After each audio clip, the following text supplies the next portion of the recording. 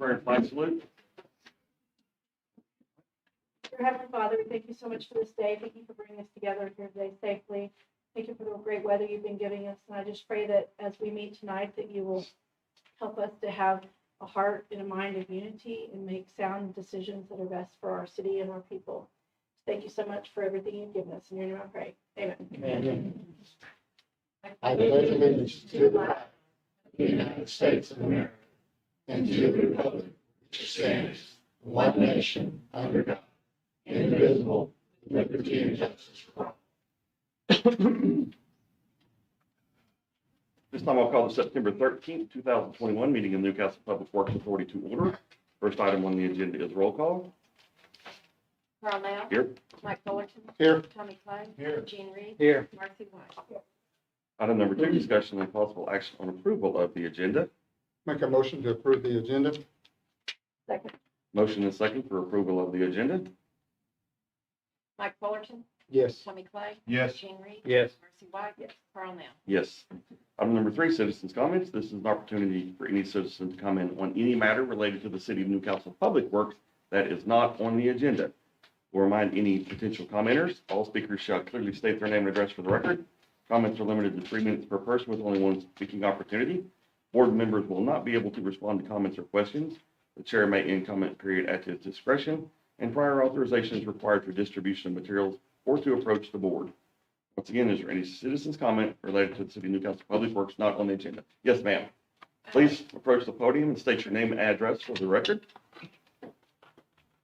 I'm representing my mother and Lynette Anthony at 235 Northwest 34th Street. Okay, that item is on the agenda, ma'am. Oh. So it will be addressed under item number 6A. So I just need to go back. Yeah. Yeah, I will call that out whenever we get to it. Thank you. Any other citizens' comments? Mr. McMahon, you're on the agenda in item number 6C. Okay. Any other citizens' comments that are not on the agenda? All right, seeing none. Item number 4, consent agenda. Are there any items any member of the Public Works Authority would desire to be taken out of the consent agenda and addressed individually? Consent agenda. I'll second. Motion second for approval of the consent agenda. Tommy Clay. Yes. Gene Reed. Yes. Marcy White. Yes. Mike Fullerton. Yes. Carl Nell. Yes. Item number 5, discussion and possible action on any items removed from the consent agenda. Be no action on that agenda item. Item number 6, discussion and possible action on utility account adjustments. Item number 6A, account number 02-3201-00 at service address of 235 Northwest 34th Street. Lynette Anthony. Is Ms. Anthony or representative present this evening? Yes, ma'am.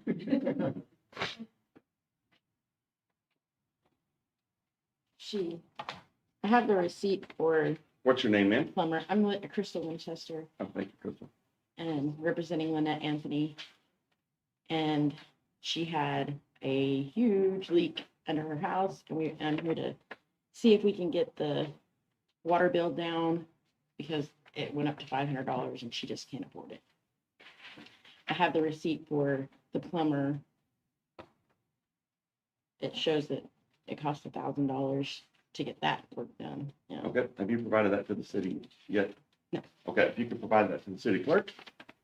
And you have got that fixed. It looks like it carried over for a 2-month period for June and July. So I will make a motion that we adjust the June and July utility bills to the average of the prior 12 months. Second. Motion second for adjusting the utility account. What'd you say your last name? Winchester. Winchester. Mhm. Gene Reed. Yes. Marcy White. Yes. Mike Fullerton. Yes. Tommy Clay. Yes. Carl Nell. Yes. Item number 6B, account number 05-1660-00 at service address of 1831 Northwest 16th Street. Trevor Kelly. Is Mr. Kelly or a representative present this evening? All right, continue this one more time. I'll make a motion to continue item number 6B to our next regularly scheduled meeting. Second. Motion second for continuance. Marcy White. Yes. Mike Fullerton. Yes. Tommy Clay. Yes. Gene Reed. Yes. Carl Nell. Yes. Item number 6C, account number 08-2668-00, at service address of 1333 Southeast 32nd Street, Orvis, McMahon, continued from the 8/9/21 meeting.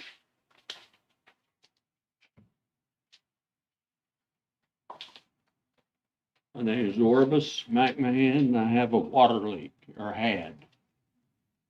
I live on an old dairy farm, and I've had 5 or 6 wells, and I've cut, all the lines off as I find the problems, but anyhow, the newer line, I had a pressure tank first that the freeze got and caused a leak where you air it up.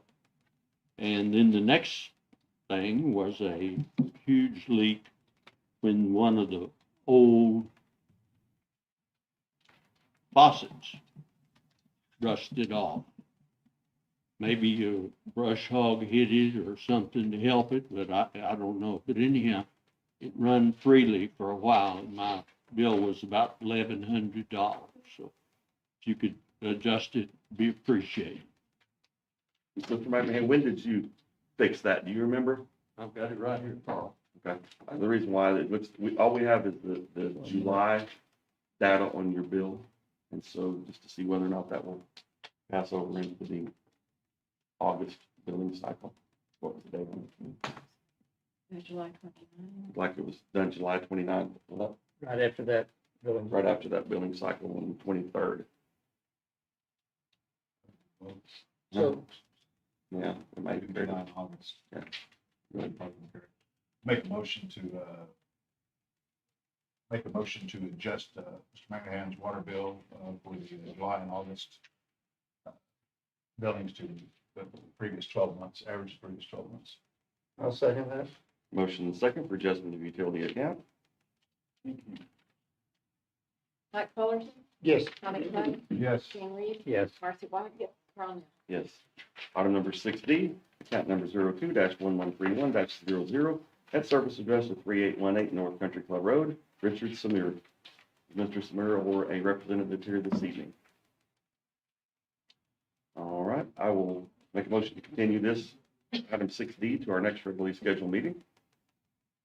Second. Motion second for continuance. Gene Reed, Yes. Marcy White, Tommy Clay, Yes. Mike Fullerton, Yes. Carl Nell. Yes. Item number 6E, account number 07-2147-00, at service address of 4045 Southeast 44th Street, DK Reed. Mr. Reed has requested a continuance on this, so I'll make a motion to continue this item to our next regularly scheduled meeting. Second. Motion second for continuance. Marcy White, Tommy Clay, Yes. Mike Fullerton, Yes. Gene Reed, Yes. Carl Nell. Yes. Item number 6F, account number 10-2864-02, at service address 1104 Wilshire Drive, Ashley and Dusty Lanham. Representative, Yes, I'm here. are you? I'm Ashley Lamb. All right. Yes, sir. So you had a leak, it looks like it went through July and August at Yes, least. sir. Yes. What type of leak was it? It was underneath our slab in one of our water pipes. Yeah, I've had that. It was not a good time. When did you fix that? Did you provide us a receipt? I took it to, what's her name, Zeta? I think- Nita. Yeah, I took her a copy, but I have the original right here. Okay, what date was it that you? It's, I repaired got that? it fixed on 9/8/21. 9/8. So that's going to carry over into the July, August, and September bills. So I will make a motion, we adjust the July, August, and September bills to the average of the prior 12 months. Okay. Second. Motion second for adjustment of utility account.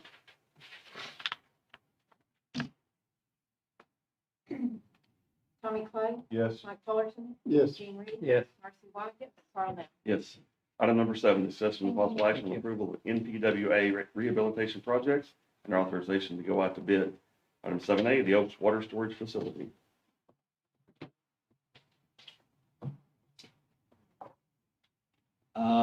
I was contacted by the city manager. Got about 3 different water facilities that need to be sandblasted and painted. They've been 20 plus years since it's been done. city manager asked if we would handle the bid process and overseeing construction.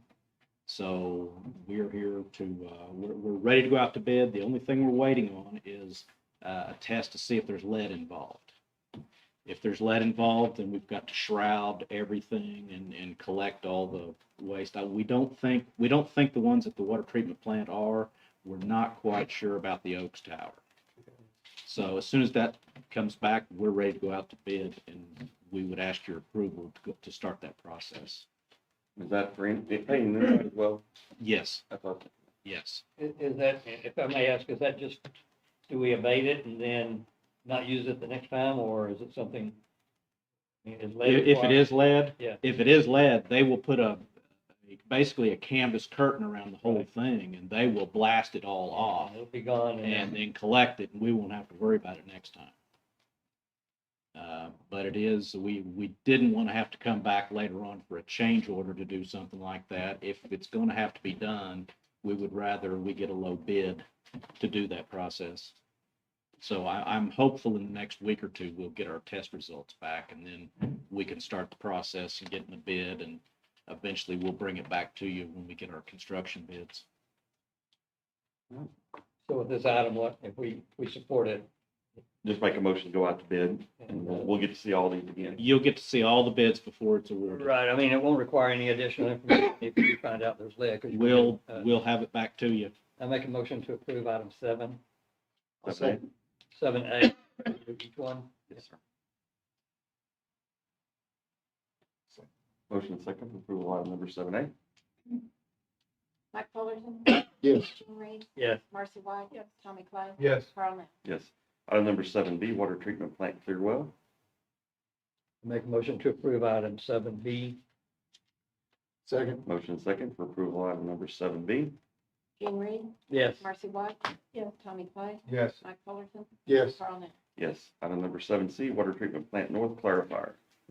Mayor, to clarify this one, as you all are aware, they're in the process of trying to finish up the other clarifier. Right. This one is the, I guess it's the second one that was built. The other one's a little older. This is just the metal portion of it, not the concrete. This one, we do expect there will be a change order later on. We think once they sandblast it, we're going to find some holes that have to be spot welded. There is no way to quantify how much that is. But the people that do this, that should not be as big a deal as the shrouding. So, just FYI, this is the other clarifier, and when all this is done, we'll have a fully functioning, a full capacity plant. All right. I move to approve item 7C. second, Motion second for approval of item number 7C. Marcy White, Tommy Clay, Yes. Mike Fullerton, yes, Jean Reed, Yes. Carl Nell. Yes. Thank Item you. number 8, monthly Thanks, treasurer's report. For August, our sales and use tax receipts totaled $794,000, almost $795,000. That puts us at 18.6% over our revenue budget item. Compared to the end of August last year, we're 18.7% higher. And I will say, since July 2018, this is our highest month yet. On the city side of our business, our combined fund balances are a little over 8 million. 3.4 million in general fund, 2.2 in capital improvement, which is divided 1.7 in 70% and 500,000 in 30%. We have 38,000 in our economic development fund, 58,000 in our cemetery fund, and 67,000 in our parks capital improvement fund. That I'm fixing to pay for the playground equipment that just got installed, so that will drop. We have 1.4 million set aside to help with our fire station. We have 62,000 in admin and tech, and we have 865,000 in our grant cost fund. On the PWA side of business, our combined fund balance is a little over $7 million, 2.9 million in the PWA fund, 1.1 million in the water impact, 1.2 in sewer impact, 1.9 million set aside for our new wastewater plant. All of our departments are operating at their expected limitations right now. Revenues are running slightly ahead of our budgeted amounts. As far as our debt goes, We currently have 1.9 million left on the city side and 2 million left on the PWA side. And that is all I have for y'all. Are there any questions? Thank you, Jeannie. Thank you. Item number 10, trustees' comments. Thing I'd like to bring up again, we talked briefly about that, just guidelines, the water adjustments, making people come in here. There's not been one in 5 years. Not approved. I just think we need to, I think it'd be wise to adjust that where city staff has the ability to approve those adjustments without having to come to city council. I don't disagree. It was something we had discussed. Camille, do you remember what you and I had discussed on this? When this was talked about the last time? As to why it was, yeah, not able to do it in-house rather than coming to council. Oh, well, Can't remember. because, I mean, I would rather get council approval because every time we do make an adjustment, we're Yeah. I think it's based on the ordinance guidelines, and it's, so you would have to change the ordinances. yeah, there is, Threshold. there is an ordinance on veto support, yes. So we would have to I change. mean, I don't have any issue with that. We but- can look into that. If we- I mean, Is that what we We've talked discussed? before, I just like to Limitation kick the on- can a little closer to home. It's figured out, I just don't, like I said, we approve it, we're forcing people to come up here and, right, it's just a common thing we'll do. And, If they've got the documentation, I just don't understand why. just need to document the process clear enough so that it doesn't put the city staff on, on shaky ground or something like that. But when they have the actual, when they can demonstrate the actual receipt, they fixed it, it's not, okay. Especially if it's like a certain level. I mean, a reasonable maybe cap. there Well, should right be a now, it's like limitation. 300, isn't it? Anything less than 250. 250. Something like So I mean, if we wanted to take it change to that rule. 1,500, I mean, that would capture quite a bit, I mean, almost every one of them, and then the significant leaks, probably look at a lot harder. We can do that. So, I mean, it's just my opinion. Well, They've got to have something in other cities that are bigger. I know Norman has a similar process. If it's working, see what they're doing and what their limits are at. Similar process where everybody comes to. No, where they do. Administratively. Yeah, I don't know whether they do it administratively or not. I'm assuming they probably do. And I apologize to the city manager. I skipped general manager's comment. Just keep moving. There's just water department's just about to finish up the project in the acres, Newcastle acres and Grigsby. One thing that I did put in the memo that I sent out to council was about the sewer plant. We had a meeting, myself, Kenny, Wall Engineering, Bill Canary, of course, and his staff had a meeting last week, I believe it was on Wednesday, and discussed the sewer plant. Two things that we discussed was sizing. Another thing that we discussed was timing as far as the city is concerned. That was our questions on that. And then, of course, they talked about the layout of the plant, where different buildings and facilities would go over there on the property we purchased. Timing, as I alluded to in my memo to council, possibly somewhere around November, December of 23. Engineers indicated that it could be 8 months before design and approval from DEQ are actually received. Wall Engineering is hoping that they can speed that process up a little bit internally. But to be on the safe side, we need to look at about 8 months. 8 more months from where we are today. Yes. And then as far as construction, they indicated that it would take at least about 18 months. So puts us in a time frame of November, December 23.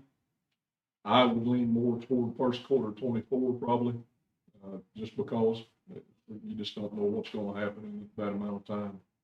But we are moving that direction. Right now, our current plant is sitting at about 80% capacity. So we're in pretty good shape for a while. But they do understand at this point that we need to move and get this thing going. So, and we also discussed the outflow line on this plant that would go to the river. And it will be a pressure line that would run underground to the river. So down 16th Street, hopefully in the right of way. He and them are still working on surveys and things of that nature down there. So the project is moving. It's taking a little bit of time. So one of the things is ODEQ, right? I mean, they're one of the gates that we pass through. Correct. And, do you have any markers in your mind of, you know, when there's any concerns start to develop? I mean,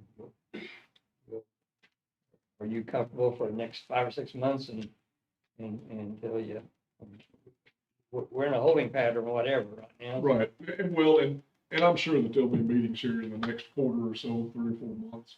But I did suggest, in the memo that I sent out to council that we have a special meeting just to discuss this specifically with Sullivan's Engineering and Wall Engineering here at some point in the very near future. I would say, you know, probably within the next 60 days or so, just to give council a good update from them and let everybody see what they have actually come up with thus far.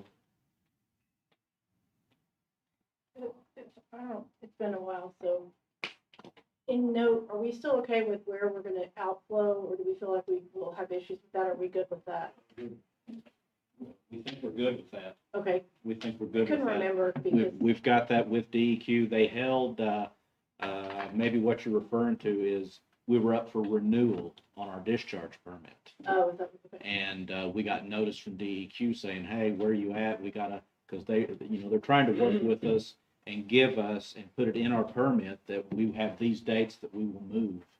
And they held everything for a long time until we could get the survey. And in fact, we're going to be sending them a draft set of plans. Nothing that's going to be, you know, binding, but they want to see where we're at and where we're going to go to. Because to be honest, the you know, what we pulled was the location straight out of the waste load allocation, if you remember. Well, that's out in the middle of the river. That's not very feasible to go out there and collect a sample. So we're backing it off probably to about the 100-year floodplain.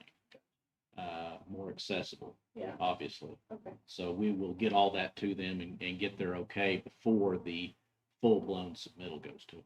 That helps speed it up a little bit whenever they get the. It does.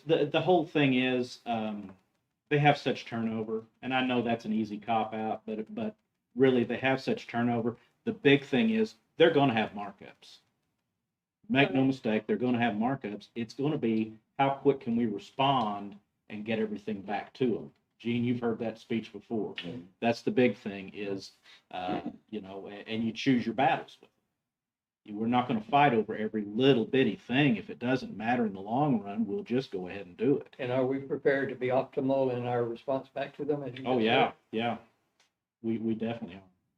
And again, that's why we said 8 months. We think it's gonna be closer to, you know, 6. And Mr. Wall, who I'm teaming with on this, he would probably choke if I said that, but internally, that's what we're shooting for. We're telling you 8, but we're shooting for 2 months before that. I don't want to digress too far, but remind me, do we have wastewater customers who are not on city water? Or is it? I don't think you do. Okay, so the usage, and so do we have any customers that use discharge other than the city water that flows through their facility? I mean, I'm guessing the answer is no, with minor exception of an RV park that maybe they pull up and use it. That would be, do you have one? There's a dump at Lowe's. Yeah. So which That would be which the- I would say is trivial. Trivial, So I'm not yeah. gonna chase that. I'm just saying, I'm just trying to anticipate something that would cause, we have some customer that start using it extensively that we weren't prepared for. I'm guessing that's not a great concern to us. I not really. There are some things in our city that people could start I using think if you extensively. took it to an extreme, yes, but boy, I just don't see someone Right. on a real routine Okay. basis coming and dumping. Very good. With different facilities, quote unquote, in our city, and I don't know how they operate, I didn't know if any of them would add to or anything like that. So you don't anticipate any surprises in terms of usage, other than just the growth of our city. Just the growth, Thank you. the sheer growth, Yeah. which, you know, we've talked about for years. Thank- Any other comments from the general manager? All right. Item number 11 is adjournment. Motion to adjourn. Second. Motion second for adjournment. All in favor, say aye. Aye. Any opposed? We are adjourned. This time I'll call the September 13th, 2021 meeting of the Newcastle City Council to order. First item on the agenda is roll call. Carl Nell, Here. Mike Fullerton, Here. Tommy Clay, Here. Gene Reed, Here. Marcy White. Here. Item number 2, discussion and possible action on approval of the agenda. Make a motion to approve the agenda. Second. Motion second for approval of the agenda. Mike Fullerton, Yes. Tommy Clay, Yes. Gene Reed, Yes. Marcy White. Yes. Carl Nell. Yes. Item number 3, citizens' comments. This is an opportunity for any citizen to comment in any matter related to the city of Newcastle that is not on the agenda. I remind any potential commenters that all speakers shall clearly state their name and address for the record. Comments are limited to 3 minutes per person with only one speaking opportunity. Council members will not respond to comments or questions. The mayor may end comment period at his discretion, and prior authorization is required for distribution of materials or to approach the council. Is there any public comment on items not on the agenda? Seeing none, we'll move to item number 4, consent agenda. Is there any item any member of council would desire to be removed from the consent agenda and addressed individually? All right, seeing none, consent agenda. Make a motion to approve consent agenda. Second. Motion second for approval of the consent agenda. Tommy Clay, Yes. Gene Reed, Yes. Marcy White. Yes. Mike Fullerton, Yes. Carl Nell. Yes. Item number 5, discussion of possible action on any items removed from the consent agenda. Be no action on that agenda item. Item number 6, planning commission recommendations. Item number 6A, public hearing, discussion and possible action on an application for use permitted on review for a special use permit for cannabis processing facility for Cyborg Enterprises, Inc., owner Daniel Ramirez, proposed tenant located at lot 17, block 1 of the final plat of Remington Industrial Park, property location 328 Northeast 31st Street, Newcastle, Oklahoma, case number UPOR 2021-008.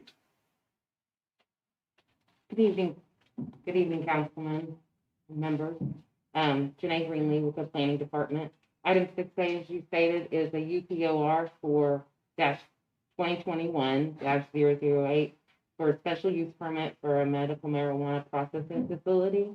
Daniel Ramirez is the tenant. This is located at 328 Northeast 31st Street. This is in the Remington Industrial Park. The current facility is medical OMMA recognized medical marijuana grow facility. They'd like to use this northwest quadrant for a processing facility. All around the surrounding land use is warehouse and industrial. Like I stated, it currently operates a OMMA authorized grow facility at this location. This processing facility will take up about 280 square feet in that existing building. And he's going to be using non-combustible and non-solvent-based methods to do extraction. This will not be open to the public, and products can only be sold to other OMMA licensed processors or dispensaries. Basically, what he's doing extraction, making distillates and concentrates, and then we'll sell them to dispensaries or other processors to make other items out of that. Staff does support and recommend approval of UPOR 2021-008, and Planning Commission approves this request at a vote of 5-0. Happy to answer any questions, and the applicant is here for any other further questions as well. Questions from council? Did they address any objections from the gallery? No, sir. Is there any public comment concerning this agenda item? All right, seeing none, we'll entertain a motion. Motion to approve agenda item number 6A for cannabis processing facility. Second. Motion second for approval of item number 6A, UPR 2021-008. Gene Reed, Yes. Marcy White. Yes. Mike Fullerton, Yes. Tommy Clay, Yes. Carl Nell. Yes. Item number 6B, public hearing, discussion, and possible action on an application for rezoning from CN1 Neighborhood Shopping District to PUD Planned Unit Development for Riverview Estates, for R&R Land Development, Rocky Clark, located in the southwest quarter of Section 33, Township 10 North, Range 4 West, in Meridian, McLean County, Oklahoma. Property address southwest quarter of Section 33, Township 10 North, Range 4 West, McLean County, Oklahoma, Newcastle, Oklahoma. Case number R 2021-010. Continued by the Planning Commission to 9/27/21. Do we need a motion on this to continue to? Let's go ahead and do it. I'll make a motion to continue item 6B to our next regularly scheduled meeting. Second. Motion second for continuance. Marcy White. Yes. Mike Fullerton. Yes. Tommy Clay. Yes. Gene Reed. Yes. Carl Nell. Yes. Item number 6C, discussion of possible action on approval of the final plat of Riverview Estates of Newcastle. Excuse me, of the Estates of Newcastle. Sorry about that. Again, Janae Greenlee with the Planning Department. This request is for a final plat of Newcastle, Estates of Newcastle. This is one lot, one block. This is the senior living apartment. There's 6 plexes, actually. There is 18 one-bedrooms and 42 two-bedrooms. This is kind of a unique request because they actually didn't go through the final plating process, and they did construct, but they have received all their ODQ permits for their water and sewer line. We're just in the final phases of wrapping this up for them. They do need to address, this is the televised sanitary sewer. They need to address the, clean out the sewer and repair a crack at the tap. And same thing, construction debris and possible cooler drainage in the sanitary sewer. They are aware of this. They are working towards cleaning this out. This is the email that was sent on September 7th after Planning Commission recommendation to go ahead and address all the items that they need to have completed before they will ever receive PCOs or COs for any of the units there. All sewer lines must pass final inspections and be televised, like I said, for the developer and general contractor, as well as the city of Newcastle. Water lines must pass final inspections.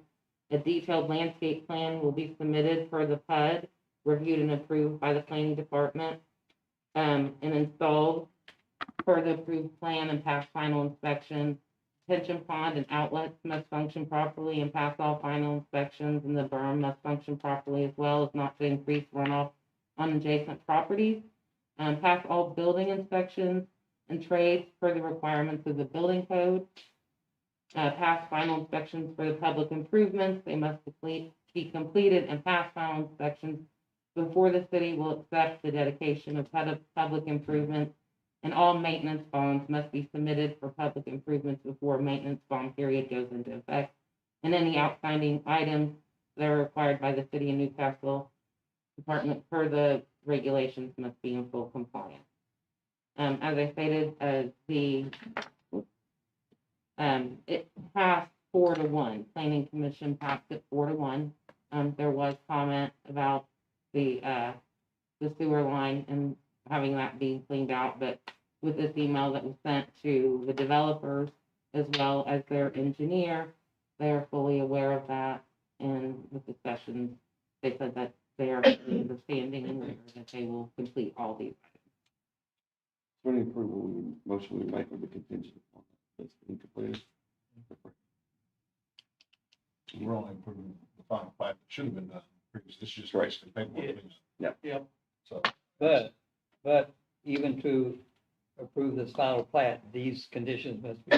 No, so these conditions have to be met prior to any CO or Oh, yeah, TCO being approved. Okay. So by approving the final plat, you're not going to create any hindrance on that property or go against anything in our code.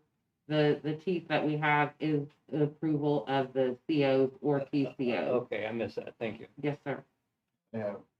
they have the hammer they need to make sure this stuff is done. Yeah. They just need- This is Yeah. paperwork cleanup that should have been. Because normally, otherwise, those topics would have been on your staff report as contingent, but you're saying that 2 different steps. You're just telling us what they're facing for the next step or for the final step, for CO. That's correct. Any public comment concerning this agenda item?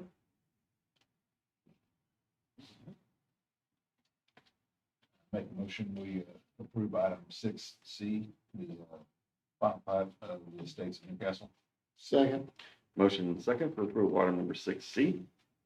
Fullerton, Yes. Tommy Clay, Yes. Gene Reed, Yes. Marcy White, Carl Nell. Yes. Item number 6D, discussion of possible action on approval, final plat of Farmington Addition, section number 5. As you stated, this is for Farming Edition, Section 5, final plat.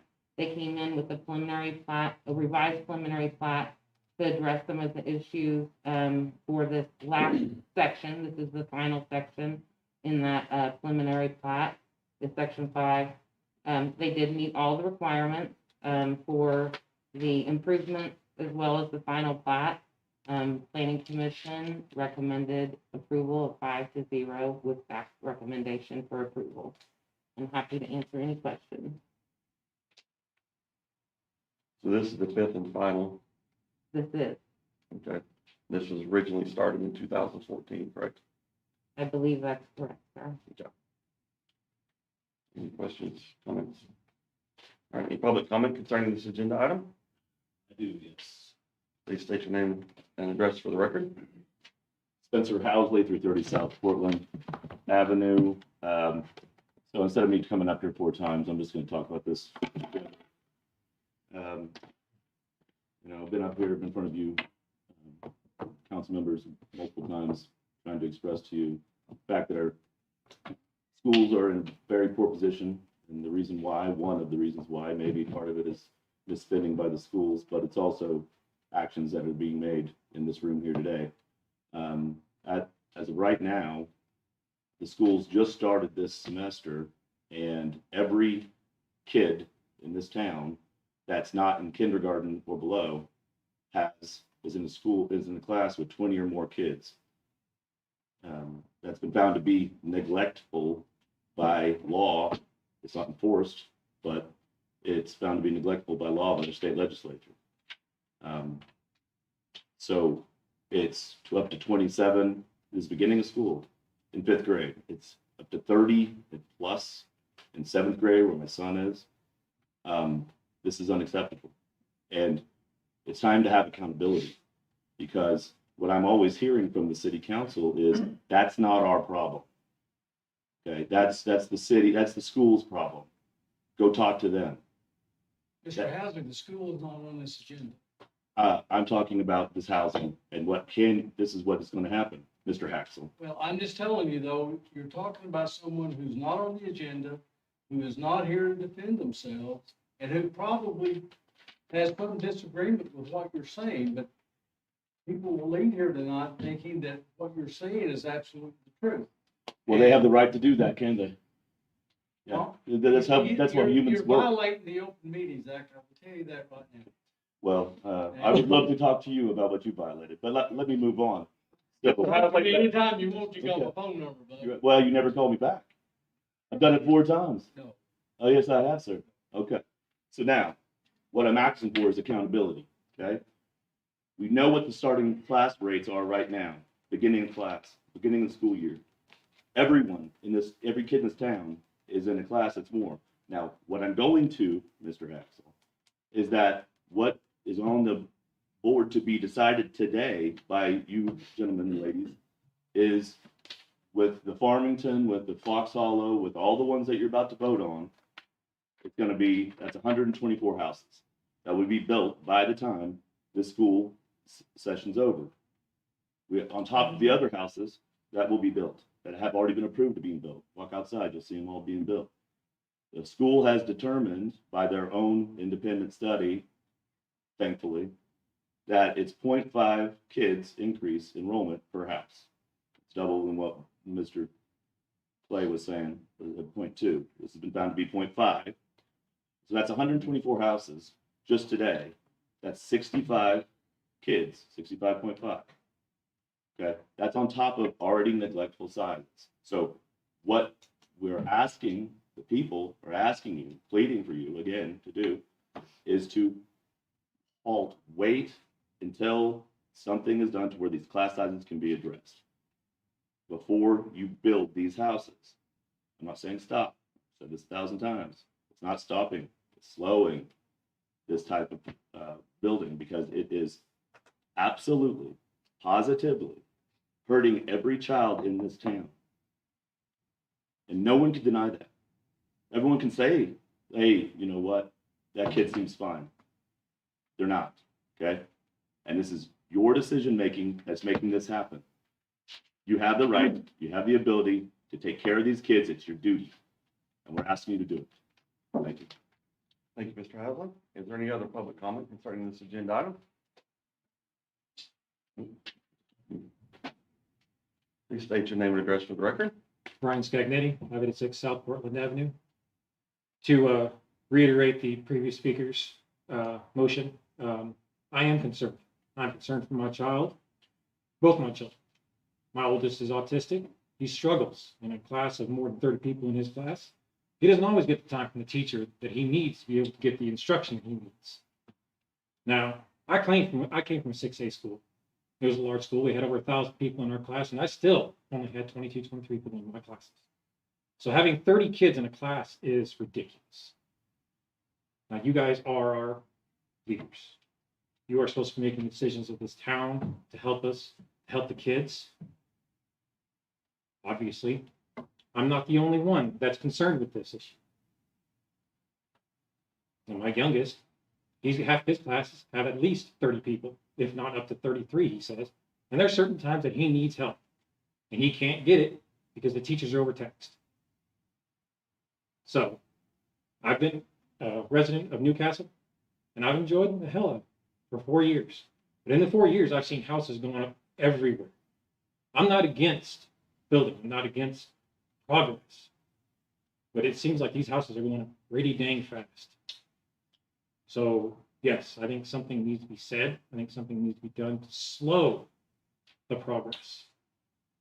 I think these houses are going up way too quickly, and nothing has even been attempted, brought up, or suggested to help the school board situation. At some point, what do we plan on doing to help the school to handle the situation of, obviously, right now, as the previous speaker said, in some classes you got 30. I've heard you, Mr. Nail, say that once the tax money from these houses come in, that, oh, that'll help the situation. At what point? When there's 35, 40 kids in a classroom? That's unacceptable. And that's scary. Because at that point, now you're significantly damaging the kids and their education. So I'm asking, please, slow down the building of these houses and start doing something towards helping the schools to handle the situation. Thank you. Thank you, Mr. Stagnant. Any other public comment concerning this agenda item? Please state your name and address for the record. Stephen Sheriff, 2509 Northwest 30th Street. I think you guys are doing a great job. And my kids have not been impacted by any overcrowding in the school. They have 4.0 GPAs, they have straight A's. Education starts at home, not at school. And so there may be some overbuilding that maybe we can look at, but for the most part, I don't see a problem with the schools. Thank you, Mr. Sheriff. Any other public comment concerning this agenda item? At this point, I'll close the public comment period on this. Any other council comment on this? Question? Make a motion to approve item 6D for the approval of final plat, Farmington District Section 5. I'll second that. Motion second for approval item number 6D. Marcy White, Yes. Mike Fullerton, Yes. Tommy Clay, Yes. Gene Reed, Yes. Carl Nell. Yes. Item number 6E, discussion and possible action on approval of final plat of Fox Hollow Phase 5. Good evening, council members. Jenny Greenlee again, with item 6E, Fox Hollow Phase 5 final plat. This is the final phase in Fox Hollow. They have met all the requirements for the final plat as well as the improvement plans. Planning Commission approved this final plat as a vote of 5-0 and with planning staff recommendation. Sorry, I missed. Did you say that's the final phase of this? It is, ma'am. Thank you. Is there any council questions? Any public comment concerning this agenda item? All right, entertain a motion. I'd like to have a comment. Just, I guess just in the spirit, we have a lot of our citizens who hear one side of it, and so let me just pause for a moment and ask, what questions should we be asking on this? And just, I'm not sure, I actually wish I'd had that discussion a few moments ago before we voted, but I'm in support of these, but in the spirit of reasonableness, are there any questions? What would our friend Wayne, who sat at that chair over there for a few years, who said, aren't we asking any questions? So I don't think we're asking very many questions because we've been through this as a panel, several phases. We've been watching these phases go in, right? Is there any reason a panel of 5 council members would not, would slow down? And if you did slow down, how would you slow down?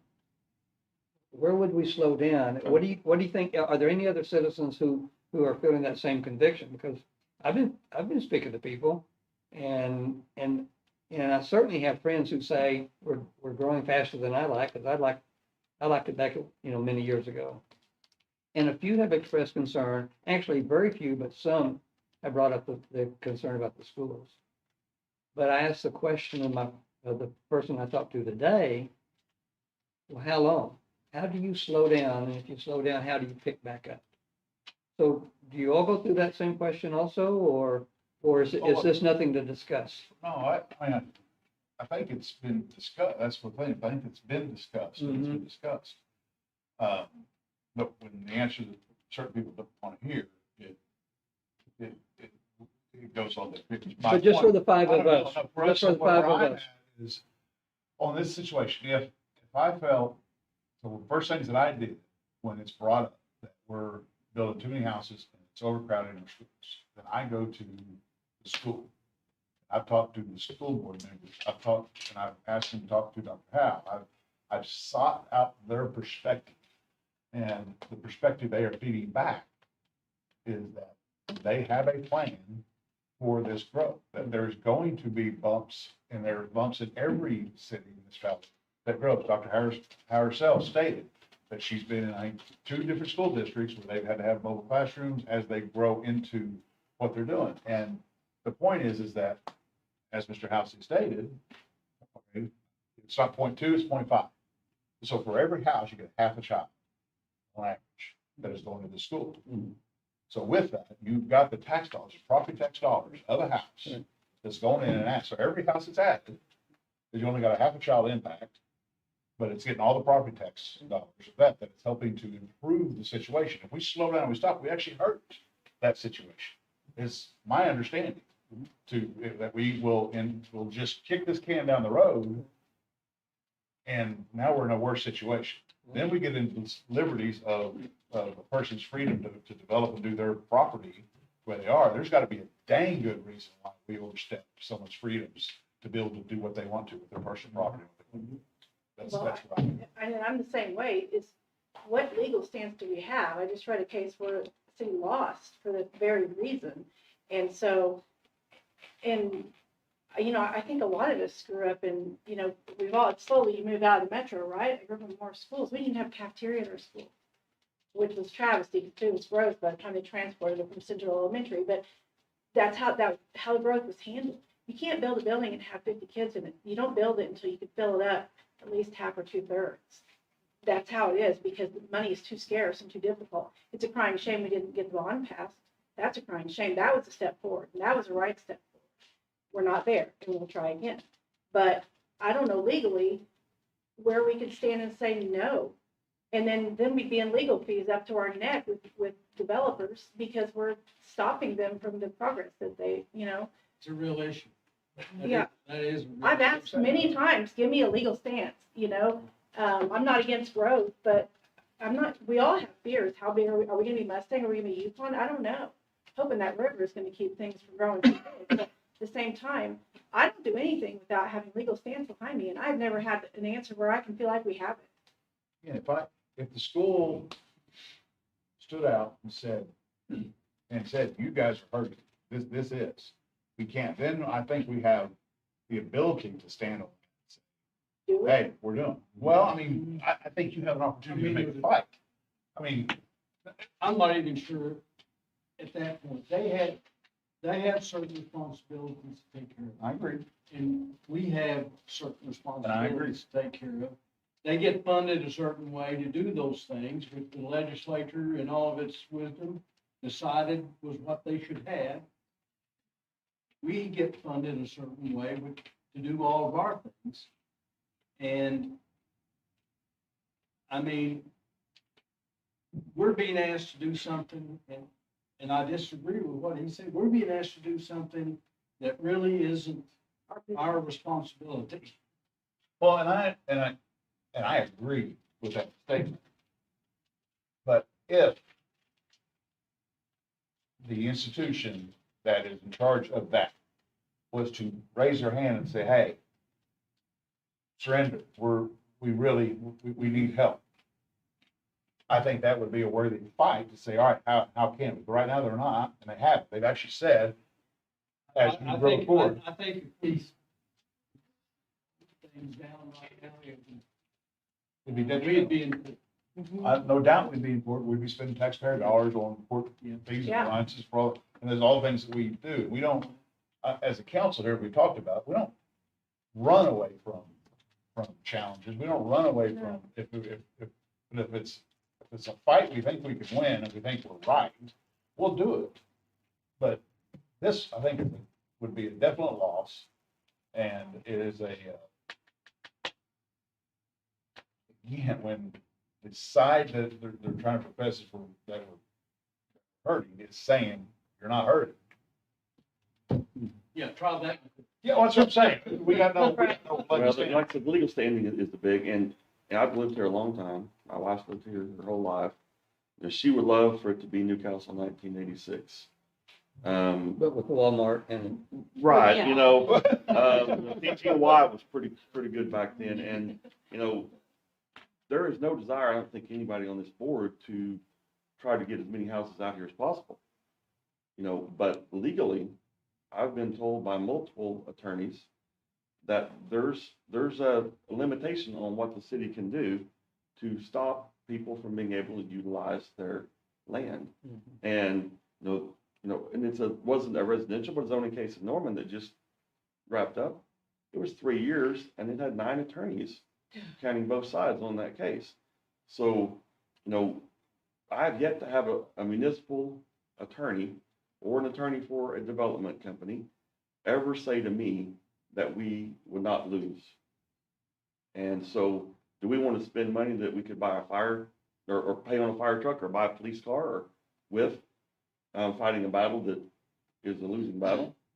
You know, there's no desire for us to continue to build house after house after house. But the reality is we are the closest thing to Oklahoma City. We touch Oklahoma City. We touch Norman. We are the next place for people to live that don't want to live in Norman or Oklahoma City. And unfortunately, for people that may have recently moved out here, we don't have the ability to shut the gate when they get to town. Yeah. And so we're going to do the best we can, keep Newcastle as special as we possibly can, because it's an amazing community. But we have to do that within the law and within the rights of those individuals who are owners of those lands to develop them. And, you know, I would love to have Newcastle maybe like it was when I came 30 some years ago as well, but I think it's still a great place to live and will continue to be. And so it's not that we don't care. I assure you, we all care deeply about the schools because our schools are one of our shining examples. If you talk to the superintendent, ask her how many transfer requests she had on her desk before the school year. There's a stack about that thick. People begging to get in the Newcastle school system. So anyway, I Thank digress. you. Well, I wanted to have the discussion, because I know we could quickly go through these because we feel pretty, we've heard we've debated it, but it might appear to others that, hey, it's just gonna be a rubber stamp, we can go with it, but these have all begun, some of these began in 2014. We just heard Farmington was 2014. And it's taken a long time to build out. This building process has been ongoing with a couple of large ones pretty quickly over the last. Well, I would just add this to it. I weigh this so many times in my mind, but we're being presented with a set of scales with only one item on each side. One is slow down the growth, whichever way the scale would go, and it will help the school. 1-to-1. If you slow down if you bring down this one, it'll raise that. That seems to be the argument that is being presented, right? You've got to lower this one because it will raise this one, like a scale. The trouble is, there's so many other things on that scale. First of all, I'm not even sure if those two items. Well, the experts that we consult with tell you that do it, that if we slow this down, we hurt this, so we actually resist. So that is a question in our mind that we've kind of convinced ourselves with, that's a false dilemma presented. And then secondly, there's so many other things on the scale, including our businesses in town. And by the way, every person I've talked to who moved out here, they are tickled to death to be in their new neighborhood at Fox Hollow or Windermere. I can name after name. I talk to people all the time. They are glad to get out of the city they've been in. And if we said no more coming out here, I think we would hurt them. Well, So I tell you, I mean, I look at Windermere. Let's go back, what was that when we very first approved Windermere? That's 2017, what, when 6 we years actually ago? voted on that. So, and the lead up to that was, one, we were evil people. That how dare we develop all of this over here? So I look at that and I look at the reason why we did that, the reason why we approved that was because the city we wanted a vision for this park that is right here. And now we come into today, after that decisions we made back there, a very nice little neighborhood is being popped up and it's bordered with a beautiful park that we're building out. And the people that I know that are over there are absolutely ecstatic about where they are and how it's going. Their quality of life is great. They love it. We've done a really good job. But back then, we were in it we were all bought, paid for, all these other different things. So it's just, that's the frustrating part, is our job is to cast a vision for this city as best we can. And Tommy, Mr. Clay, if I may, I think you just hit on my last comment on this is we get the opportunity with our comprehensive plan to explore where we go from here. So I think any convictions we develop for where our city is in the future, we have golden opportunity to get input from our people on that. But to stop or to put a block in some of these, I just can't feel comfortable in us doing that. And so thanks for the additional time to discuss this. I just felt like it's important that we articulate some of our convictions. And I don't think we have to rehash it every time, but I appreciate the time. Well, I'll say this, we're not the Lone Ranger that's grown. I mean, you look at Blanchard, you look at Tuttle, you can look at Deer Creek and Piedmont.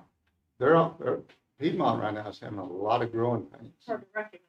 Yes, it's hard to recognize. Deer Creek, you know, the county's trying to help them with a road out there because they backed up along the road so far. And it's just a 2-lane road. And it's just like our situation at our schools. I mean, it's a problem that's got to be resolved, and it will be resolved in due time. You know, I've always made a comment that the state doesn't build a highway until the road is overgrown, and it's the truth. And unfortunately, you know, schools are that way too. You know, it has to grow. You know, and like you were saying, they're not going to put 25 kids in a 200 student room, you know, school. It's just not happening. But it will grow. And I have faith that our city citizens will vote a new bond when the old bond runs out. My understanding on that statement about classroom size, he's talking classroom size. Not classroom size there. But my understanding from talking to the school is they're adding additional teachers. Oh, yeah. So the student to teacher ratio is well under where we're supposed to be. That's a So big problem. Yeah, we exactly. are not, they're getting that. It's not one teacher. When you say classroom, it's not one teacher. They are adding staff to be able to adequately do that. I'm listening to the experts that are over there, that we have voted in as a community, that voted board hired, and I think they did a phenomenal hire with Dr. Howe, and she speaks. Have you been talking to, school board members? Yes. Have you, I was gonna Michael? say, Yes, Let's all raise our hands. Have you talked to Dr. Howe recently? yes, When's today, the last matter time you of talked fact. to her? I saw you talking to her Friday for about 20 minutes. Yeah, 2 Fridays ago, I couldn't get up and talk to her because the mayor was talking to her. At a chamber event, so. Yeah. I say, we're reaching, we want to help in any way, and we have as a council, we have offered support in some, in monetary value, split some monies for reports and testing for the communities to help to understand the growth. We've done some things that benefit the city as well as the school in a beneficial way, so I hate that there's people that think that we don't care. Nothing can be part of the truth. And I'm getting calls from people. I got one about 10 minutes before I left saying, let everybody know we like the direction you're going. So there are voices on both sides giving encouragement. I get a lot of that. and I'll say this, I texted, superintendent back on August 10th. And I asked, what the ratios was at that time. And it was 20-1 in the early childhood, 23 / 24-1 in elementary, and 26-1 in grades 6 through 12. Now, she did say that they weren't through taking enrollment, Right. which I understand. And so, the numbers, Those are, I taught in the state of Texas who has superior education, and those numbers are comparable or less than what the state of Texas was when I taught there. Mhm. And it still is today. Those are very, very, very good numbers. and I know those numbers could change, and they may have changed. I have no doubt about They've that. added teachers though, even after school Yes. started to continue to work with it. They didn't just start with what they had. They had anticipated more enrollment, and they have enrolled or have hired additional teachers because of it. I think we have an opportunity as a council to learn from other cities, and I know that we do. What have they done? We have more. We have Yukon, we have Mustang, we have Piedmont, we have all these places we can learn from, and the school district is doing the same thing. How do you manage your growth? What do you do? She has so many friends who are superintendents I know she talks to regularly to ask these things. She's superior for a reason, and we have a great council, and we do the same thing. Those things are going on whether people see it or not. I know, I was going to say the same thing Jean said. I've been in her office and sat down and talked to her already this year. I've already talked to her at a ball game, and I talked to other teachers and principals as well, because just them knowing that we're here and we're considering them is means a lot to them, and they do know that, and they do understand that, because they've said it to my face. All right, well, Thank you. thank you, council. We need to move on. So at this point in time, I'll entertain a motion on item number 6D. Make a motion. Oh, excuse me, 6E, sorry. You had me confused. Sorry. Make a motion that we approve item 6E, which is the final plat of Fox Hollow Phase 5. Second. Motion is second for approval of item number 6E. Mike Fulton, Yes, Tommy Clay, Yes. Jean Reed, Yes. Marcy White. Yes. Carl Nell. Yes. Item number 6F, discussion and possible action on approval of final plat of Windermere Phase 6. So we did 6D. Mhm. We covered that? Yep. Okay. Yeah. That was the first one. Okay, so, all right. Windermere? Yes, item 6F, Windermere Phase 6 is the final plat. Meets the requirements, planning staff made recommendation, and meet the requirements for all the improvement plans, and the final plat as well. This is the section that will be, duplexes. And planning commission recommended, approval at a vote of 5-0. There will be phase 5 coming, which is the southernmost portion, and then the northern portion of the development that has the future growth for the commercial development and the office development. That's gonna have to come back again for another preliminary plat to be looked at in the future. But the zoning is in place through the PUD that was passed. Any questions for, today? Are these back by the pond? Yes, so they're up north of the Windermere Park and east of, I believe, 3. I could go to try to bring my map up if you'd like I'm gonna look to. at that. And I was looking at the top piece. It's just trying to figure Pardon? Yeah, they're gonna, right up against, Between 3 and the pond. yeah, right up against Garrett Drive. Mhm. out- Oh, okay. Here's the little park right here. Yes, The okay. one- Yes, you know. Thank you. Any public comment concerning this agenda item? All right. Further city council comment? Entertain a motion? Motion to approve agenda item 6F, Windermere Phase 6. Second. Motion and second for approval of item number 6F. Tommy Clay, Yes. Gene Reed, Yes. Marcy White. Yes. Mike Fullerton, Yes. Carl Nell. Yes. Item number 6G, discussion of possible action on adoption of ordinance number 891 regarding preliminary plat submittal and requirements, including amendments to duration of period of approval.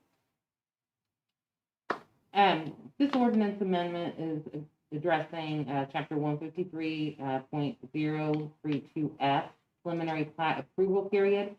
Previously, the preliminary plat approval period was for 2 years only. And since I've been here, I discovered that several preliminary plats had expired that had final plats approving on those. Most cities, a standard preliminary plat approval period is 5 years. And because of the time that it takes to build out those phases, like you were discussing, these 3 phases, just for an example, are right now, when you approve that final plat, you have at least probably a whole nother year before those improvements are even gonna be built. Your roads, your paving, your drainage, your water lines, your sewer lines, all have to go through the development part. So when you guys approve a final plat, there's still a whole stage that planning staff works on with the developers to ensure that those improvements are installed correctly. And until that time, you can't have any building permits issued on anything until that Mylar is filed with the county. So all those improvements have to be done before even a building permit will even be issued. So it's usually about a year for that. So if you have a preliminary plat that only has a 2-year approval, you're asking those developers to come back probably within, after they may only have 1 phase done, and do a whole nother preliminary plat, which can be expensive, and it can hinder kind of the job of the planning department and your job as well to put these through for a timely, expedited kind of assurance that they won't have to continually come back and redraw a new preliminary plat. So it's changing it from a 2-year to 5-year, and it allows an extension, 2 extensions, which they have to go back for to the planning commission and city council for approval, for 2, no more than 2-year extensions, for a total of 9 years. So you'd have a preliminary plat that could have a lifespan of 9 years.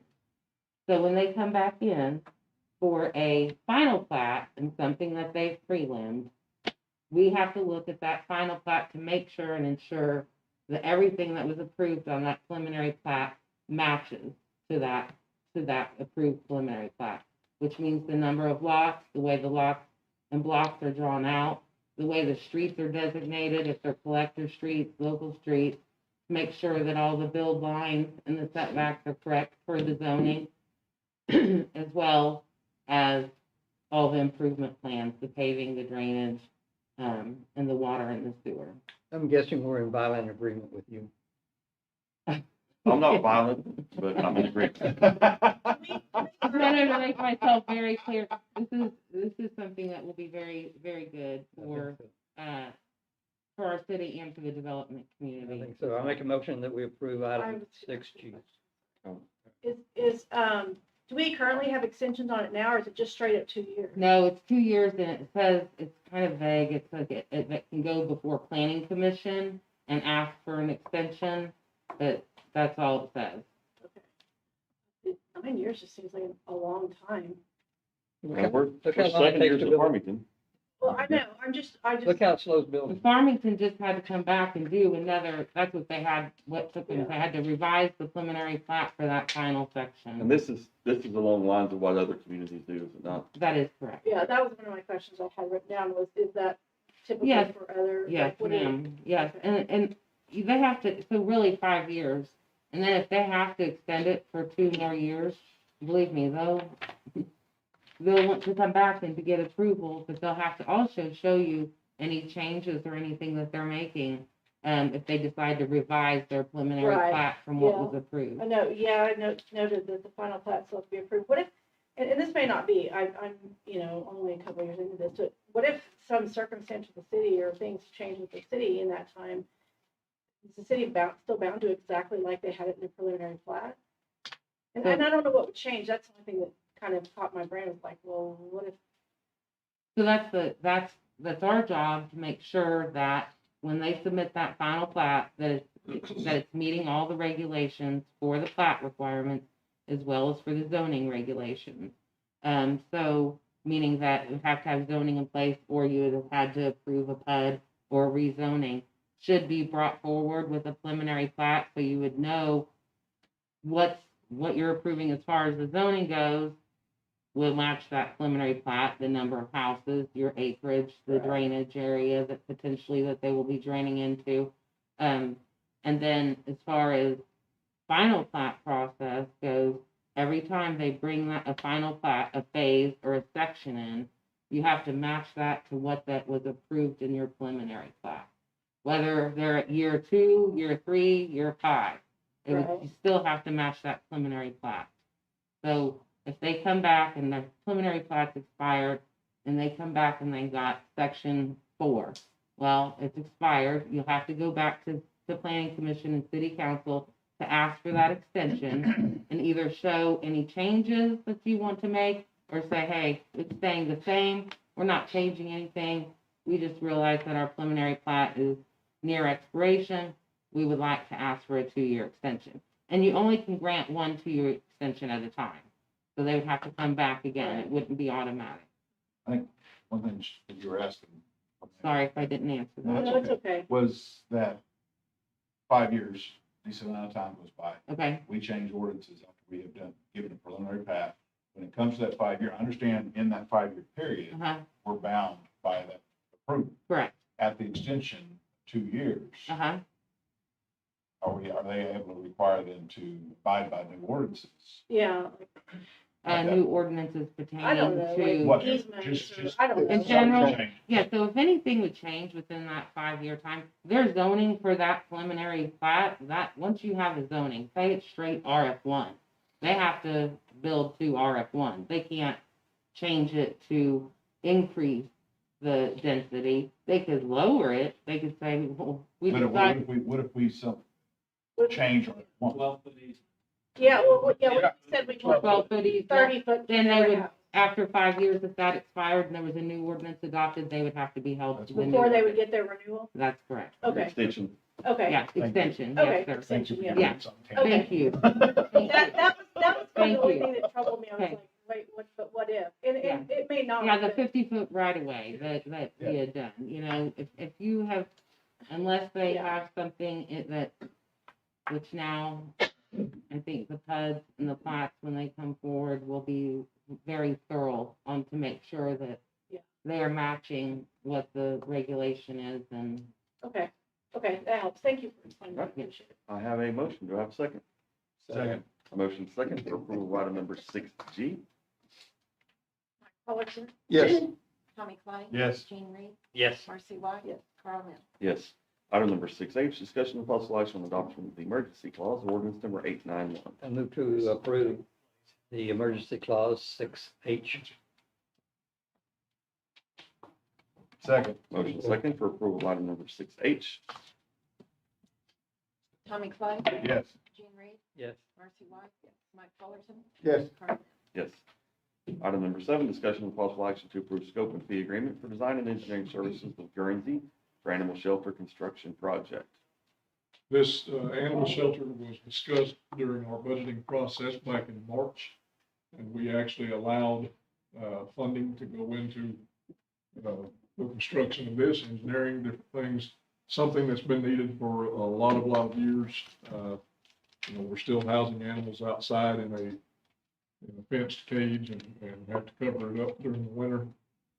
So we would like to get started on the design of a new animal shelter. It'll be located just to the north of the existing water department slash animal control department, about 30 feet off. Anyway, the design will be discussed. We've already had one preliminary meeting and just kind of throwing some ideas out there. Ready to get rolling on this. Have Guernsey to engineer it for us, design it for us. Give me an idea what kind of square footage we're looking It's going to be approximately, I think it was about 4,800. Is that correct, David? About 4,800 square feet, 60 by 80. And this is like everything we're trying to do now, overbuild, try to do something that's going to last us for the foreseeable future, and do it right. I don't think 4,800 is No. over. I mean, I just, not saying we should do more, I'm saying I think there's a need for that type of facility. Yeah. So I have to speak for, I've been asked to speak many times about this. My sister owns a nonprofit animal rescue. So I said, good news, we're building one, and good news, we're talking about tonight. And so I asked her, what is something that you would suggest, you know, because she goes to all of them. So the only thing she said was a lot of them don't have a little space for adoption where you can take them and see them. Otherwise, you just see them in the cages. So I'm saying my piece for my sister. We So already the have adoption this. area. Thank you. Yeah, we already have 2 areas in our current animal Good. control offices that offer adoption, and we will set this one off 30 feet to the north of the existing building. That'll be fenced in as a run right there where people can actually go in and play with the dog. All right. I'm happy. Now, as Tommy was reaching here for a little bit on the 4,800, is this building gonna be able to be expanded if we need to? I don't know that we can. I mean, we would have to look at that, but if we expanded, it would have to go to the north, I'm assuming. And go ahead, David, please. Join us, please. David, I'm with Guernsey, architect for the project that we're discussing. As far as from an expansion standpoint, that's one of the things that we'll be looking at. Right now, we have identified approximately 4,800 square feet, 60 by 80.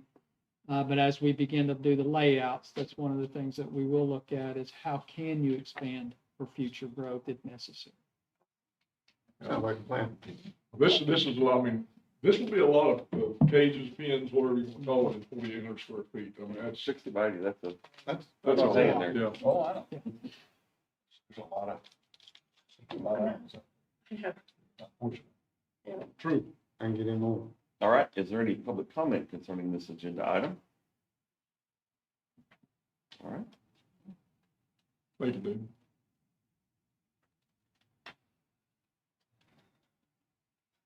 Ready for a motion? I'm ready for a motion. I'd like to make a motion for item 8, discussion, possible action for recommendation by Item 7. Upset. item 7. Sorry. Lunch is catching up. Not having lunch. Discussion, possible action, approving scope and fee agreement for design and engineering services with Guernsey for an animal shelter. And we need to put a not to exceed in there, Bill. I'm sorry. We need to put a not to exceed, proposed fee is $99,246, not to exceed 100,000. Uh, Or do we, yeah, well, I mean, if there's an adjustment, if something needs to be done or whatever, we're gonna bring it back to council. okay, understand as proposed. Yes. A motion to have a second? Second. Motion second for approval of item number 7. Jean Reed, Yes. Marcy White, Yes. Mike Fullerton, Yes. Tommy Clay, Yes. Carl.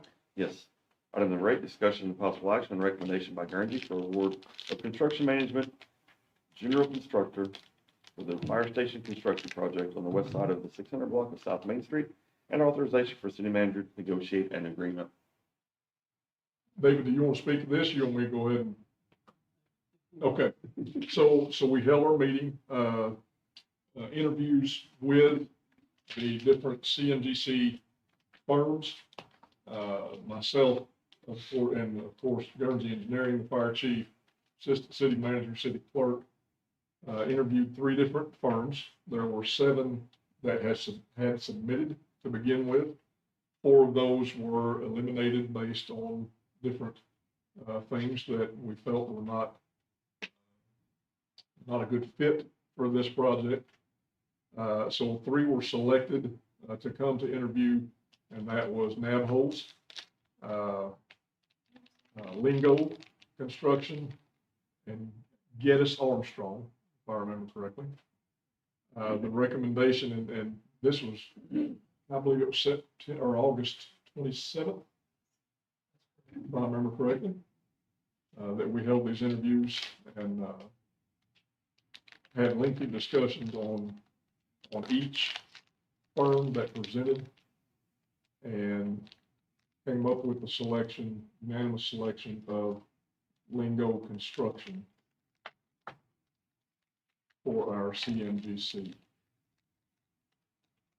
So If this, you have anything to add, David, go right ahead.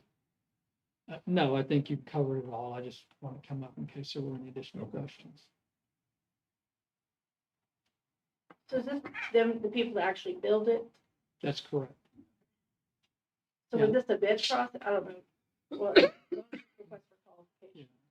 What the CMGC stands for is Construction Management General Contractor. And what, right now, the city's looking to, if you accept this, we basically bring the contractor on during design. They would act as the CM, the construction manager. What they'll do is they'll assist with pricing of material. They'll assist with construction means and methods to help us to make sure that we're staying within budgets, and bring any additional guidelines to the process that might help us from understanding the current construction market with what's going on with the pandemic and how things have been impacted. And then at the end of the design process, they will bring to council a GMP, which is a gross maximum price. And it's all open book. So all of the bids for all of the subs will be able to be seen and understood. And then at that point, the council would then make approval to mod their contract to construct it. So at this point, they're simply assisting during design. So when does the project go out to bid then? Does Uh, it not go out to bid at all? It will as soon as it's done with design. So, if you don't mind, Yeah. construction managed work, and there's a lot of government, state government work is done through construction management. So you're actually choosing a professional, kind of like a professional services. Right, We're choosing a partner, right, and they have a set fee that they are charging above every bid that goes out there. They're saying, all right, if it's, I don't know what it is, but if it's 3% or 4% or 5% of the cost of this project, that's where they get their money from, to make it. Now, if there's at risk and not risk, this sounds like it's at risk because it's a maximum, right? Correct. So if it goes above that, they eat it. So they'll establish that. But we're choosing to partner with one firm that then they go out and get all the individual bids for every scope of work that comes down through the spectrum. so for, in kind of piecemeal rather than, Not piecemeal, it's construction managed. So what's really, really good about construction managed work is these construction managers go out to bid with people that they are familiar with and they know, and you're able to put together a full package better than if you go out to open bid, what I'm saying, just a public Right. bid. right, You've got a set of drawings and you've got a plethora of everybody bidding all this stuff. Well, a lot of times there's a lot of nuances that are missed. And there's Right. a lot of change orders in that process. Right. You might have a lower number up front on that price. Public Right. bid, but a lot of times the End end of price the is day. much, much bigger. right. Construction managed jobs and negotiation type work, you really close that gap, and are able to get a really good solid number that you're gonna be able to get done with. Because typically you've got subs within there that are work together on a regular basis. So they work cohesively, and but it's also all public. So a lot of times it's probably gonna be an open bid process. So bids come in sealed, they open publicly one at a time. What'll happen is, and most of that is absolutely correct. The general contractor will go out, will solicit the subs. They will basically get 3 bids at least 3 bids for every scope of work. So i.e. concrete, steel, dirt work, paint, finishes for the whole project. And then from that, they'll share what those bids are so that the council, the team can see and make selection. Those numbers will be rolled up into a GMP. That GMP is what will come before council and get approved one time for the whole project, start to finish. Thank you.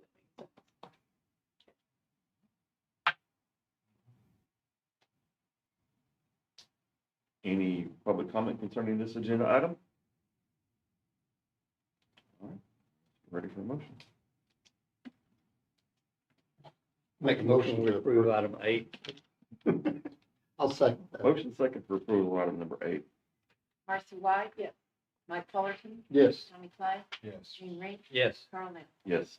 Item number 9, discussion and possible action on approval of NPWA rehabilitation projects and authorization to go out to bid. Item number 9A, the Oaks Water Storage Facility. This is the same item as was in NPWA. Make the motion to approve item. Second. Motion second for approval of item number 9A. Mike Fullerton. Yes. Tommy Clay. Yes. Gene Reed. Yes. Marcy White. Yes. Carl Nell. Yes. Item number 9B, water treatment plant Clearwell. Make a motion to approve item number 9B. Second. Motion second for approval of item number 9B. Tommy Clay. Yes. Gene Reed. Yes. Marcy White. Yes. Mike Fullerton. Yes. Carl Nell. Yes. 9C, water treatment plant North Clarifier. Make a motion to approve item 9C. Second. Motion second for approval of item number 9C. Gene Reed. Yes. Marcy White. Yes. Mike Fullerton. Yes. Tommy Clay. Yes. Carl Nell. Yes. Item number 10, discussion and possible action on reappointment of Tiffany Alcision to serve on the Oversight Committee for a 5-year term. What's that? Okay. Have we gotten the psych eval back yet? She did a phenomenal, I mean, she works. She remarkable on She that. absolutely is. She may have worn the city staff out, I don't know, but, I think you think Yep. about LPAC. This is oversight. This is oversight. On the 70-30. if she does a Tax. good job on oversight as she did on LPAC, Yeah, she'll do a there good you job. go. Yeah, I make a motion to approve agenda item number 10. I'll second. Motion second for approval of item number 10. Tommy Clay. Yes. Gene Reed. Yes. Marcy White. Yes. Mike Fullerton. Yes, because I know she'll do a good Yes. job. Item number 11, discussion and possible action on resolution number 2021-07, approving application to open the Tourism and Recreation Department, Division of State Parks, federal grant section for a land and water conservation fund grant for the Veterans Park Pavilion project. So we're wanting to go out for another grant. Jeanette, come on up here. You're not going to get away.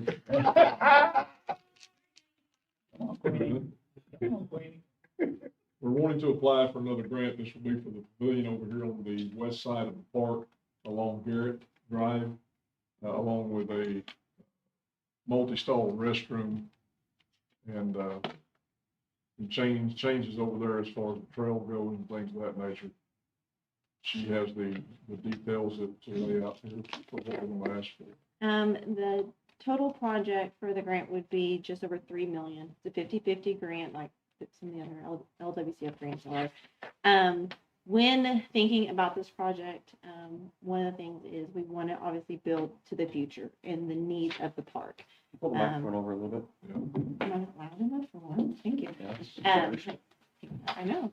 And so in thinking about this pavilion and what we wanted it to look like and what we wanted it to be used for, we found a concept of a design look that it was submitted in your packet.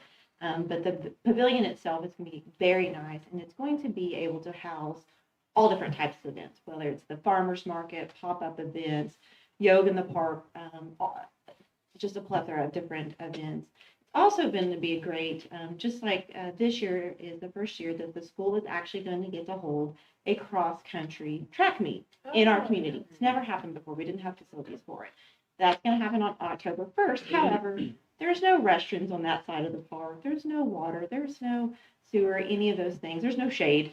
There's no parking to do that. And so this, building a pavilion like this, building this parking, putting in restrooms will give a location for the schools or other people like that to host events of that magnitude. And so while it's putting both the parking lots now, we always need more parking there at the park. If you come to the park any time of day, the parking lot we do have by the pond is full all the time. And so we also, the price tag, we thought about the cost in the future. As you know, sometimes these take several years to get final approval and things like that. And so we also try to look at freight, what that might look like, what material is going to look like, and adjust for that as much as we possibly could as well.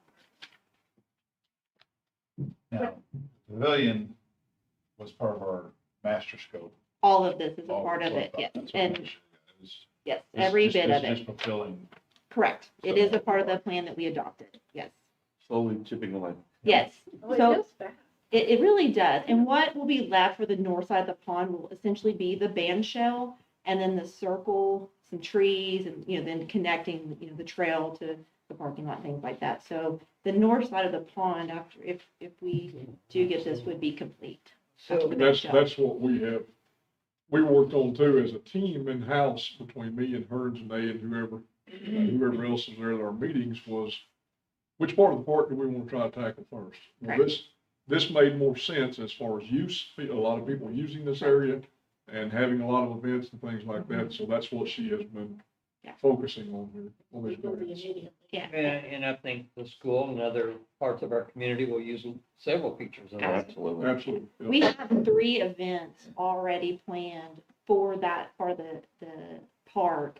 NEF is having a fundraiser. Then, like I said, the track meet, and then also there'll be a veterans run in November as well. So all of those are already utilizing some of the improvements we've already put in. This will only help expand the opportunities for those kind of events. So this is a $3 million project Correct. and 50/50 grant. Correct. And how will we pay for our portion of it? Our grant cost share fund, Yes, we are putting $45,000 a month in that fund. Now, at this point, we started that in July 1. But at the end of the 2021 budget, we put how much? More, wasn't it? No, it's more than that. I think About it's- 300,000. Yeah, 400,000 that we put in there. Anyway, grant cost share fund right now is up to 865. By the time this is approved, we actually receive approval for this, 2-3 years out. We've already did the calculations and we will be well within our cost share. wow, this is amazing. And we've already, we're pending the final approval for the ball field grant. So we already have, our half is ready. And so now we're already working on the next cost. Actually, 3 grants that were, Correct. And we can also use in-kind. Absolutely. So there's a lot. In-kind with payment here, donations, There's a correct. lot of city that. Correct. So it's not dollar to dollar. Right. Correct. That is correct. Absolutely. but we did budget though to make sure we can pay for this in cash if we need to. Yeah, absolutely. Absolutely. This is, It's gonna be incredible. this is where we've been trying to get Absolutely. Carl. Yes. A long time. Yeah. And the Parks Board, this is a recommendation by them as well. They're very, very excited No, about this. imagine. So we've been talking about this with them, obviously, and so it's something that everyone's excited. It's part of the, master park plan that the community and you all approved, and so it's just another step in the right direction. What was the timeline again on these when we do them? I forgot. Well, you have 2 years once you get the final approval. However, right now that final approval has a lot of lag time. And so, like I said, we're still waiting for the final approval on the ball field grants that we've been approved for, but we're waiting for that final go ahead before that 2-year even starts. And it's the same thing with the rest of them. They have a 2-year time frame once you get that letter. Optimistic? Yes. Optimistic on. Absolutely. We're always in it to win it, so I think it'll be. So Jeanette, Yes. refresh us all, how much grant money have we received with the ballpark once it comes through total that we've been able to leverage city Oh, funds? you got that towards? on top of your head, we know. This looks better. Just didn't want to show off. I just did. Did you email it to me this afternoon? No, I think I just gave it to you. Oh, I do have, right, I should have. Total improvements, and these are just for the Oklahoma Tourism Grants, not any other grants that we've gotten for TSET or for fire gear, anything like that. Just for these park improvements, the total project improvements will be $2,452,285. Federal funds will be just over 1.4 million, and our city funds donations in kind is just over 1 million. So just shy of $2.5 million in improvements in 3 or 4 years. About 2.5. Yeah, Yeah. so That's it amazing. really is. And it's very exciting. And the public comment that we get on the improvements and people at the park, it's everyone absolutely loves it. And so we're very excited, especially once we get the ball fields, some much needed attention. That's just going to be another thing that's just really positive for our community. And council pats yourselves on the back because without the grant cost share fund Correct. that was approved by Exactly. council and established, Yeah. Yeah. this would not be happening. No, absolutely not. This is a part of city and state government that a lot of people miss. You get all these grants and you have to have money to meet those, right? Correct. So I was really glad to see that, and I was aware of that fund because it was in her report a few months ago. And I didn't know how far reaching that was for, but this is a remarkable position that our people have been asking us to get to for a long time. No, It's a rarity that we can find grants that you do not have to have some sort of matching. Oh, yeah. And if I may just add this regarding the school, we did say that we would let them actually use this. Absolutely. That was actually part of the agreement whenever we applied for the grant, was with the schools and things like that. You know, when we talk and have meetings together, that was a part of this So glad for plan. that. Absolutely. And I'm not speaking for the school or making any announcements, but the superintendent told Mike and I just a few days ago how they're being asked to add more and more sporting activities in. And I'm not saying they've announced this, I just know they're being asked to look at tennis. And that's gonna require facilities. Well, we don't have tennis courts right now, and our citizens would probably enjoy that. And that's another shared, that's just an example of a shared resource that Yeah. Absolutely. that we could, for long term or until the school builds their own or whatever. So, We have some at our Well, hidden park. Yeah, we have. yeah, we better pretend, I forgot about It's the being pretend revamped part. by the grant. Yeah, Still for really the Lions Park, Yeah. not the tennis courts at this point has not, we've not allocated money for the tennis courts. But I thought My daughter this played winter those. they're being. No, we are gonna do some, but it's just out of our funds. for the Okay. parks. Yeah, correct. So Right, that, not from the grant. they're being addressed, the tennis courts are being addressed. Yeah, there are some Right. things that It's we'll not look to do, but not. But it's, those aren't really of size and scope that the school Correct. can get a lot of use out of those. But yeah, I agree with Gene. I mean, we're doing a lot of these things that can have dual use that are really going to benefit everybody in the community. Absolutely. And they were very excited when they called about having this, cross-country Yeah. track meet there. I said, we'll figure it out. We're going to bring porta pots, whatever we've got to do. The school's very, very excited, and so are those kids, and so are those families. I mean, because they've never got to host one here. Yeah. And all of our runs that we have, Yes. we used to have to close down city streets. Yeah. Now we don't have to close Correct, down. correct. And it's much safer. It is much safer than running down Parkway, I Yes. assure you. That race is sometimes much. Exciting. It is not near as exciting, You don't but run as fast. yeah, but it's very exciting. And then in the spring, we will work on phase 2 trail grants. And so we'll complete the phase 2, and that'll add additional parking over here behind in January. That'll make So, it longer too. Yes, It'll come back in the original 27-acre portion of the. correct. And then there'll be a walking bridge to connect The both. Canadian geese requested a second pond. Yes, well. Our overall master plan. for the It's park lovely is to hear the doubling flag. that. I would like to add something about that, just really. Because I've got my layout for the pond down there. Oh, just look at the white flags, it looks awesome. That's what I have to do. I'm excited to see it. But I don't think we're gonna have enough drainage to keep that pond full at that size. I really don't.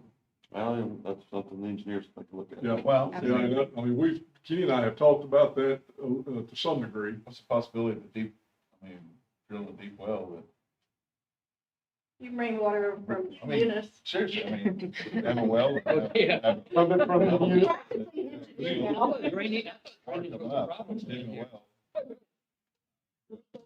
No, in the original design of the park master plan, it wasn't just the drainage coming from the west. They did have us pulling drainage from the south coming into that pond. And that is gonna be coming that direction. So we'll have drainage from the west and drainage coming from the south. You I'm talking about the just- new pond that's not built yet? The enlargement of our The current pond. enlargement, Okay. We're about- because the enlargement that we laid out It's about 2 acres. Yeah. I mean, it's, I love Lake it. Yes, I love it. absolutely.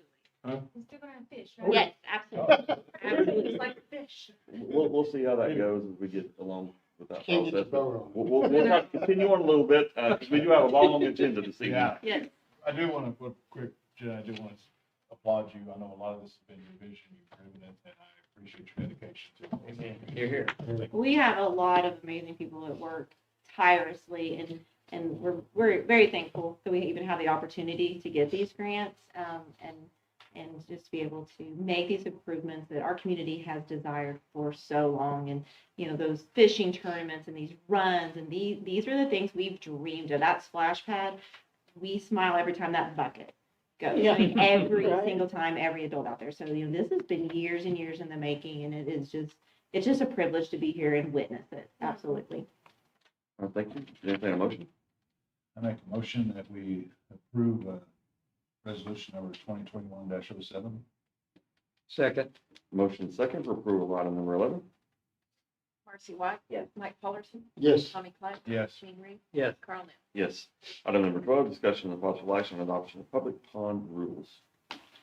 These rules needed to be, or they need to be put in place specifically for these grants. We're supposed to have things out there for the park and the pond, of course, that will be coming up. And Tanner, our new parks director, has worked on these and provided them for council review. And is he not here tonight, Jeanette? He is not. Oh, okay. But he has worked on these and provided them for review. He sent them to myself and Jeanette. We looked at them and I think they're ready to go. Looks good. I have two small things. Receptacles is spelled wrong. Sorry, that's the teacher in me on the pond one. And I'm wondering, should we say pets are not allowed in the pond? Because we have some really random pets people have these days. It's true. I don't know. So I couldn't. Like- Or like when we refer to dogs, like dogs or pets instead What do of you just think? dogs. like pet fish. I couldn't let my duck go swimming. Oh, yeah. Hey, you wouldn't believe the stuff I hear I my mean, sister rescues, But but I'm a little curious on why do we not let? Go ahead. Go ahead. Okay. Actually, that's one of the rules with the Oklahoma Wildlife Department, because they do stock the pond. oh, They do not allow for pets or people in the pond. One reason the back there, got waiting on the door. Piranhas. you can't jump in and eat fish raw, Tommy. I think we're training a bird dog, you know. Anyway, I digress. I make a motion that we approve item number 12, the adoption of the public pond rules. Second, Motion second for approval of item number 12. Now that we voted, before we vote, how about, fishing license or permits? Is that on there somewhere? Or does that? We don't require those as the city. It would be almost impossible for our cops have enough to do without trying to do that. It is a part of the wildlife rules that the state monitors that. So they have to get their state licenses, they're the certain age. But we don't have to post that, There's rules that are from the Oklahoma State are actually already posted. out. already. oh, okay. Correct. ODWC. Correct. All those are already out there, those Okay. specific rules, what We you don't can have any catch, when you additional- can catch it, Figured all it. of those rules. Right. These are just additional rules for us as a city. Thank you. Motion and second for approval of item number 12. 12. Mike Fullerton. Yes. Tommy Clay. Yes. Gene Reed. Yes, Marcy White. Yes. Carl Nell. Yes. Item number 13, discussion of possible action on adoption of public park rules. Same thing. The only thing is, I think the times the park is open was changed compared to what the ordinance used to be. I think it used to close at 10 or 9, something like that. But anyway, it's now 6 to 11 on the opening of the park used. Can be used. Kevin, I'm not looking to borrow trouble, but have you thought about, is there anything you would not want to allow? I mean, are there any big events that someone could just take over our park just from sheer size? Or anything like that, or any commercial events that, you know, sometimes people would want to use our storm shelter for some commercial event. And that's completely different. It's indoors. Anything like that concerns you at all about rules or? It doesn't, because I mean, it still has to come through City Hall and through the Parks Department to be able to use the park. For example, we had well, what type of circus that wanted to come to town here recently, and we said, no, we're not gonna do that. So you've got guidelines in place to make that decision? Yes. Okay, good. I like circuses. We have a circus in town already. Yes, Yeah. we do. I did not hear that statement. Any public comment concerning this agenda item? Then a motion? Motion to approve agenda item number 13. Second. Motion second for approval of item number 13. Tommy Clay, Yes. Gene Reed, Yes. Marcy White, Mike Fullerton. Yes. Ron Epps. Yes. Item number 14, discussion and possible action on extension of the agreement with Cedra for data conversion of easements, zoning, streets, and utilities. Cedra has done a fantastic job for us as far as creating our mapping system, and they continue to work on that now. I think the contract or the agreement we had with them that was approved by council a year ago expires September, I think it's 25th. I have spoken with Cedra, Nick Tanias, and they have agreed. They have no problem at all taking on an agreement with us to continue the same work and maintain what they've already built for us for the next 3 years for the exact same price that we have been paying for the last 12 months at $2,500 a month. Still much less, much cheaper than what it would cost us if we wanted to try to hire a GIS person in-house. Well, the output looks impressive to me. It's working very well. They're doing a really good job. So is this for 3 years or is it 1 year? 3 years. Thought we could only do a year at a time. No, we can do 3? I think we're fine on service agreements. And I did check with them specifically on the material that they are creating, the maps and things of that nature. They do belong to the city of Newcastle, not Cedra. Oh, good.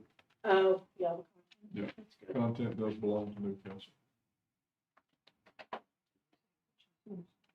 It's like basically in the cloud, the information, so that anybody can pull it down or. Well, it's on ArcGIS.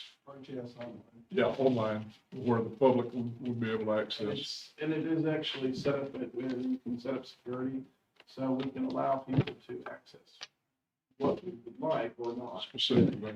So certain things might be security sensitive, for example, applications maybe for national security.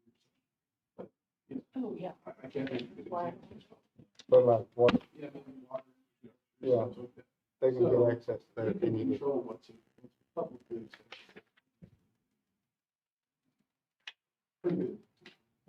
They're so responsive too. I mean, if we see, if Scott sees an issue, if Janae sees an issue, Kevin, whoever, they get with Nick Tanias at Cedra, and he is so responsive. I mean, he makes things happen very quickly for us, and things get corrected, or things get added that weren't added, whatever it may be. Are they a national service provider? They are I local? believe they are, yes, and they work with Edmund very closely as well. Edmund has contract. I'm gonna guess our utility workers are very happy to have it. It's, yes, and it's got the water, all the water lines, I think, are there now. I think they're still marking valves, water valves, and, We still have a good bit of work to do on water and sewer atlases. But but it's coming along. we used to be 4 years out in some Oh, yeah. parts of our maps. We're pretty close to That's great. right now. Yeah. Fantastic. Proves efficiency. All right.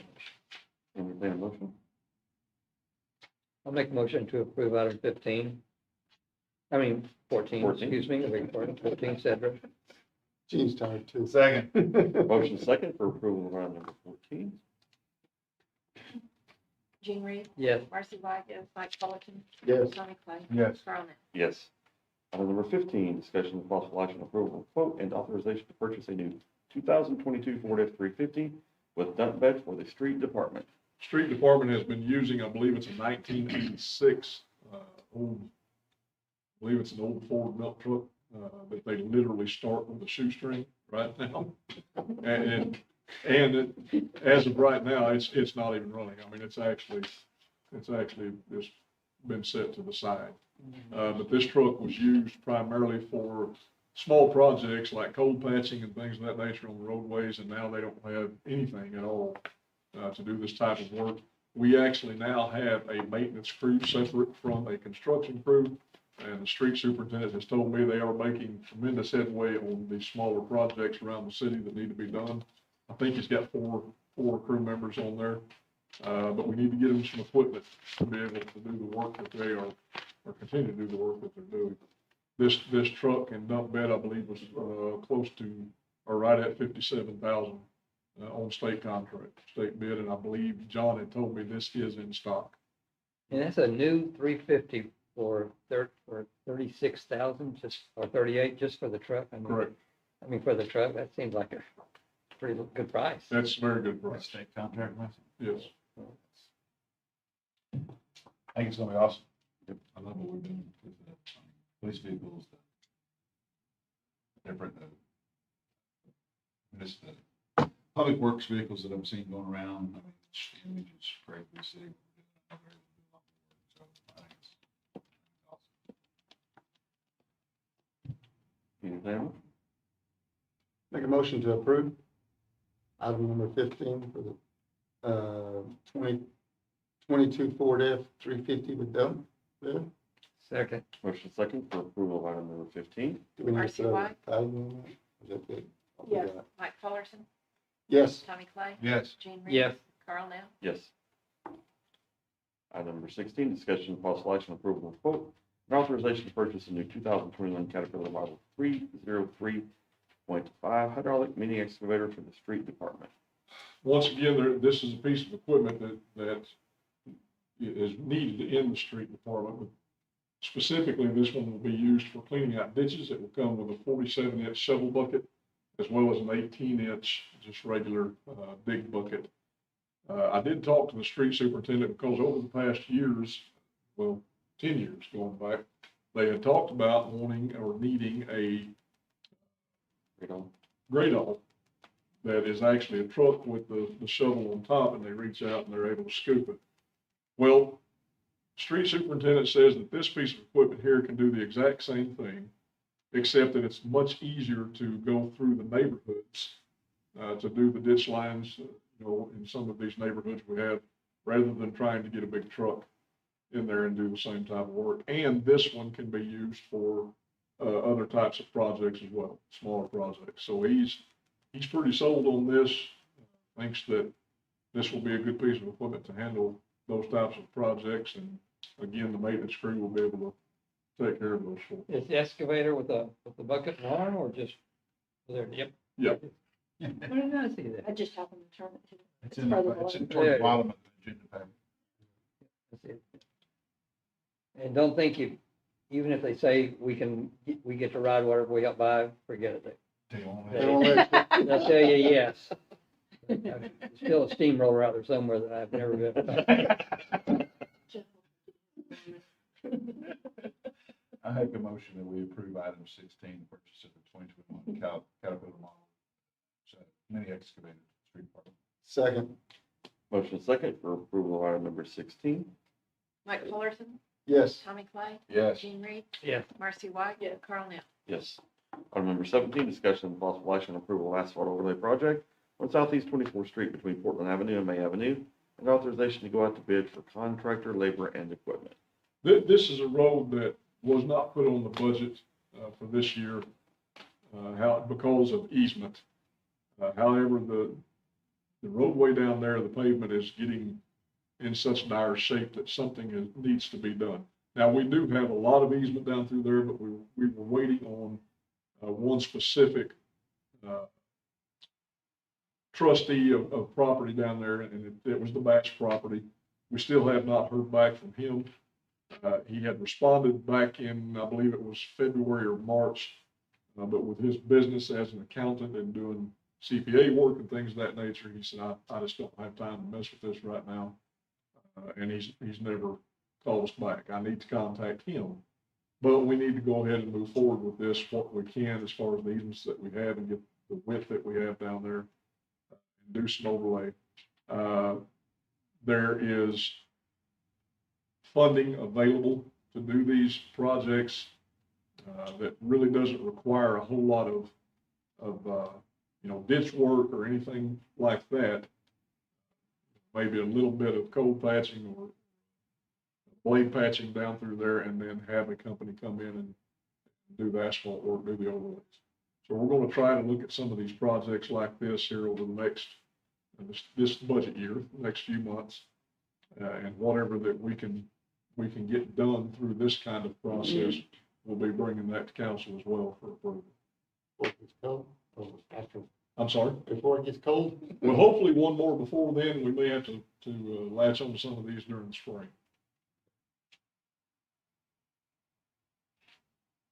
Make a motion to approve item number 17.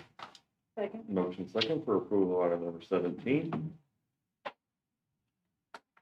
Tommy Clay, Yes. Gene Reed, Yes. Marcy White, Mike Fullerton, Yes.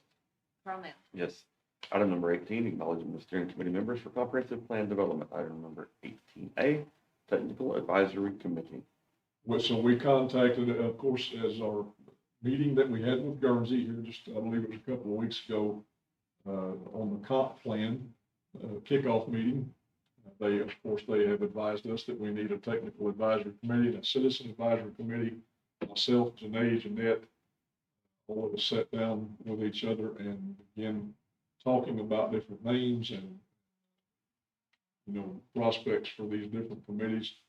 They suggested anywhere from 6 to 8 people per committee. That's what we have selected is 8 people per committee. We tried to look at the technical committee as far as the different types of expertise levels, things that people do that they could bring to this committee. And then the citizen advisory committee, we looked at all different age brackets on that committee. We looked at the different lengths of time that people have lived in the city. And those are the names that we have selected for these 2 committees.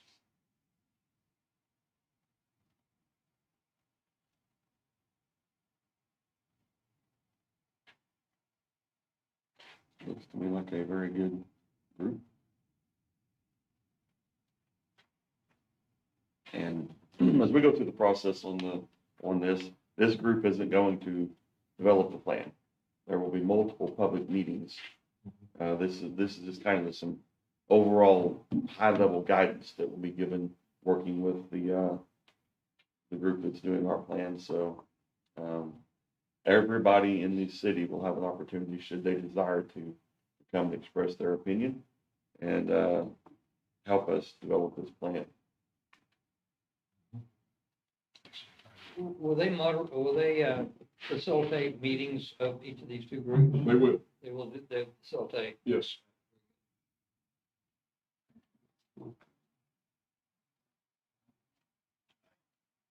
Thank you. Let's put together for your list. I agree.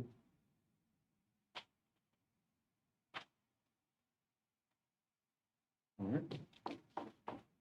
Item number 18A. Make the motion to approve item 18A.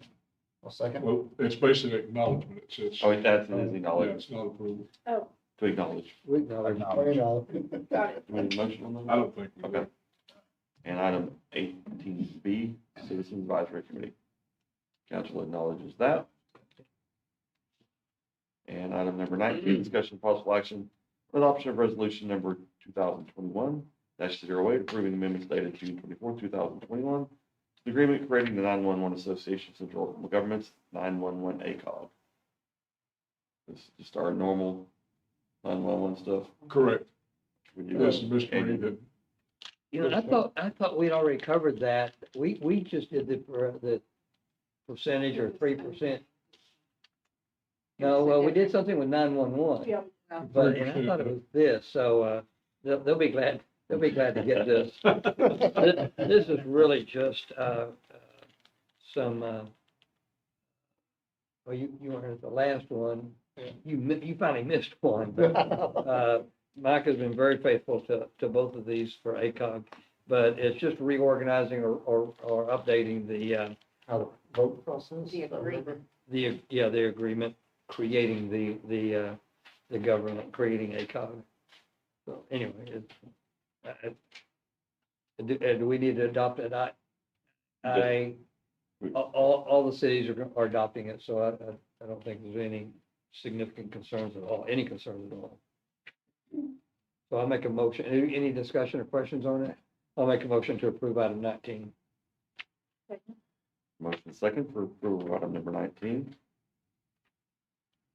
Jean Reed? Yes. Marcy White? Yes. Mike Fullerton? Yes. Tommy Clay? Yes. Carl Nell? Yes. Item number 20, city manager's comments. The remodel at City Hall is going very well. They're just right there at 50% completion. They got a lot of the can lights installed today, and they look really nice. They've got, I believe they have all of the painting done back there. The tile is on site, so they should be starting that fairly quickly. They've already closed in some walls today.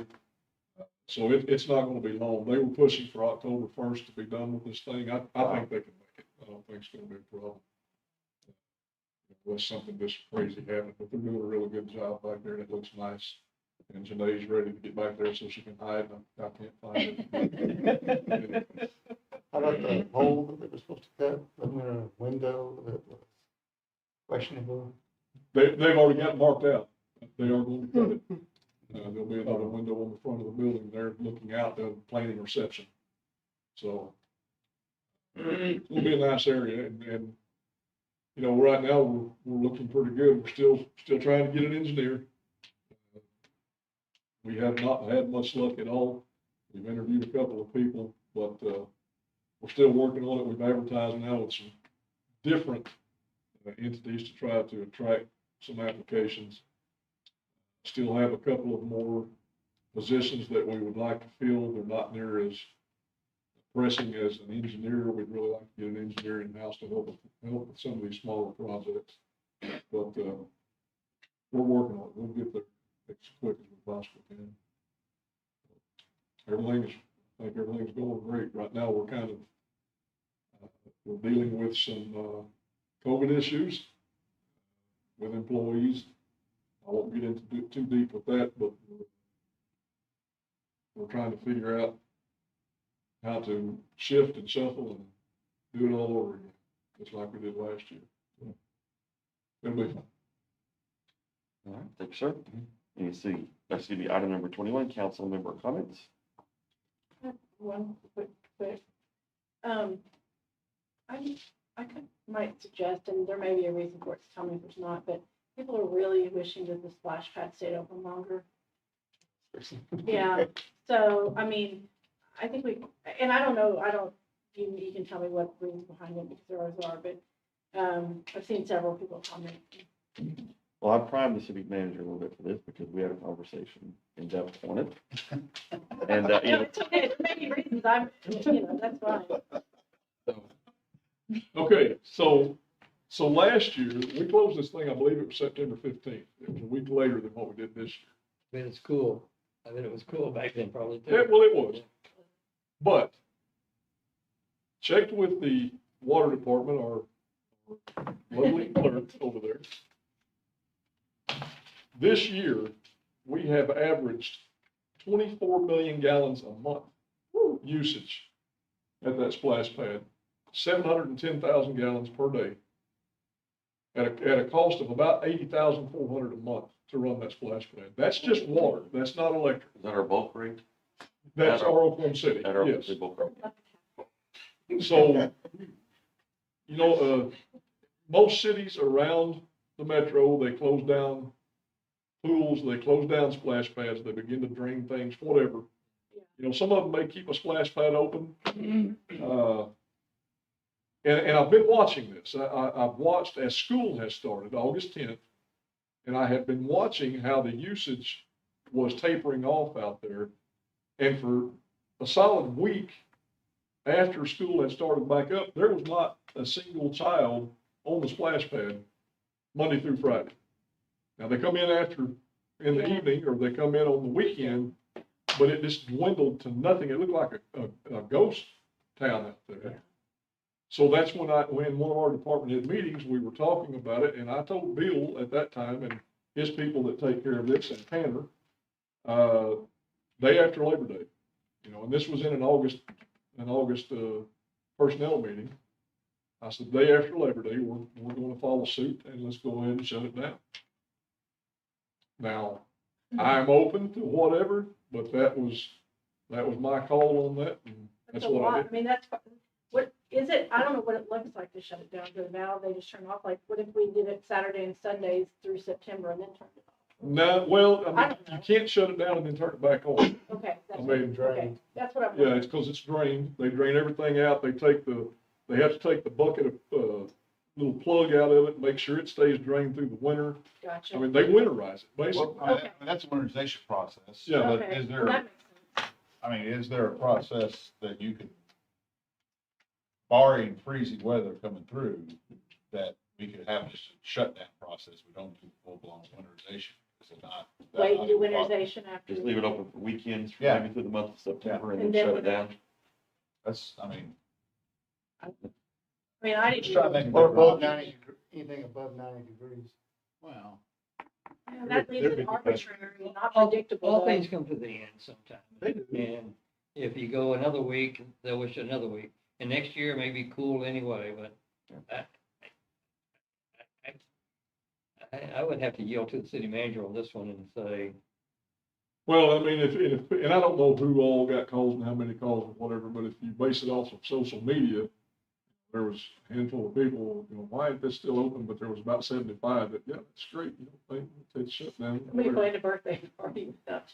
Well, I mean, that's not the city's fault. No, that's what I said.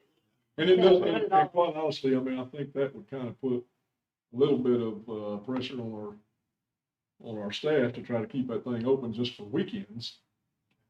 Having people come in on a weekend or whatever to crank it back up, or on a Friday night, or, Right. and then shut it Well, down that's before what- Monday morning.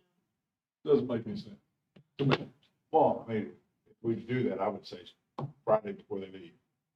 I mean, during regular hours. They want to work. Does it run all night long? No, I mean, people, it could, I mean, no, it shuts off at 9 o'clock, that's the time. Yeah, it shuts off at 9. It starts at 8 a.m. and it runs. No, it starts at 9. Well, it opens at 8 or 9, but it kicks off at just at 8 is what its program is. It doesn't run through all its. 5 minutes, All yeah, its 5 minute run. processes, and then it'll. So, I don't know. let me ask, This let me way ask this, can we not program a schedule that opens it at Saturday morning? And I mean, I'm thinking about my sprinkler system. I've got different schedules. Someone wouldn't have to go out there and turn it on and off. Well, and this year, I mean, it's off. It's off, Like, it's yeah. off. Like, I'm just giving feedback that I heard, and, We can research it for next year. yeah. And, see what other towns around us do, smaller towns, bigger towns. And, then we can talk Yeah, next spring. definitely not asking for this year, so I was just, I'd seen it and meant to ask, so. Any other comments? I was remarkably comfortable in this meeting tonight, and I think it's the chairs. So kudos. Kudos. Very much so. I think we need to bring our reporter on. I'd like to raise, I would like to raise a concern for chairs for our gallery now. We have picture, especially for the newspaper gentlemen. Hard news.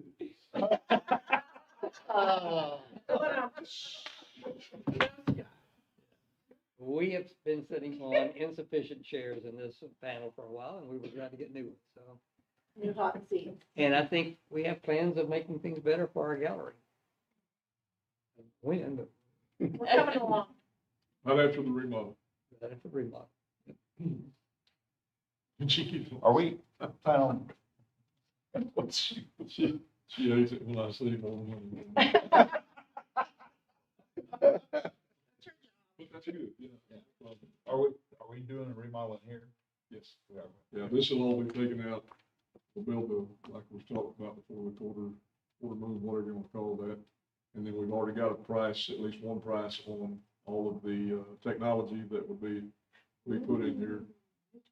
I think we're gonna have plenty left over in the remodel money to actually get this done as well. And we So set one of up- the requests are some cushioned chairs. Can we do that for this facility? For the that a possibility as well? in the In the, audience. yeah. Called the Mark Codner Gallery. Something to look at. Yeah. We can look at prices and see how Yeah. scary that is. Yeah. But the technology upgrades that will make it where we don't have temporary audiovisual stuff, it'll be all permanent and be easily, it'll really make it nice, so. Something about discomfort, isn't there? Yeah.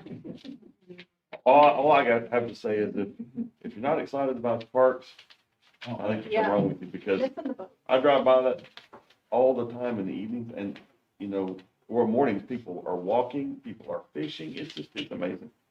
It's cool. All right, item number 22A, discussion with possible action upon advice of council to enter into an executive session as permitted under 25 OS, section 307B3, discussing the purchase or appraisal of real estate property, Bill Owen property. This time I will, make a motion, we enter into an executive session with our city attorney, our city manager, our assistant city manager. Second. Motion second to enter into executive session. Michael Fullerton, Yes. Tommy Clay, Yes. Gene Reed, Yeah. Marcy White, Carl. Yes, we will take a 5 or so minute break.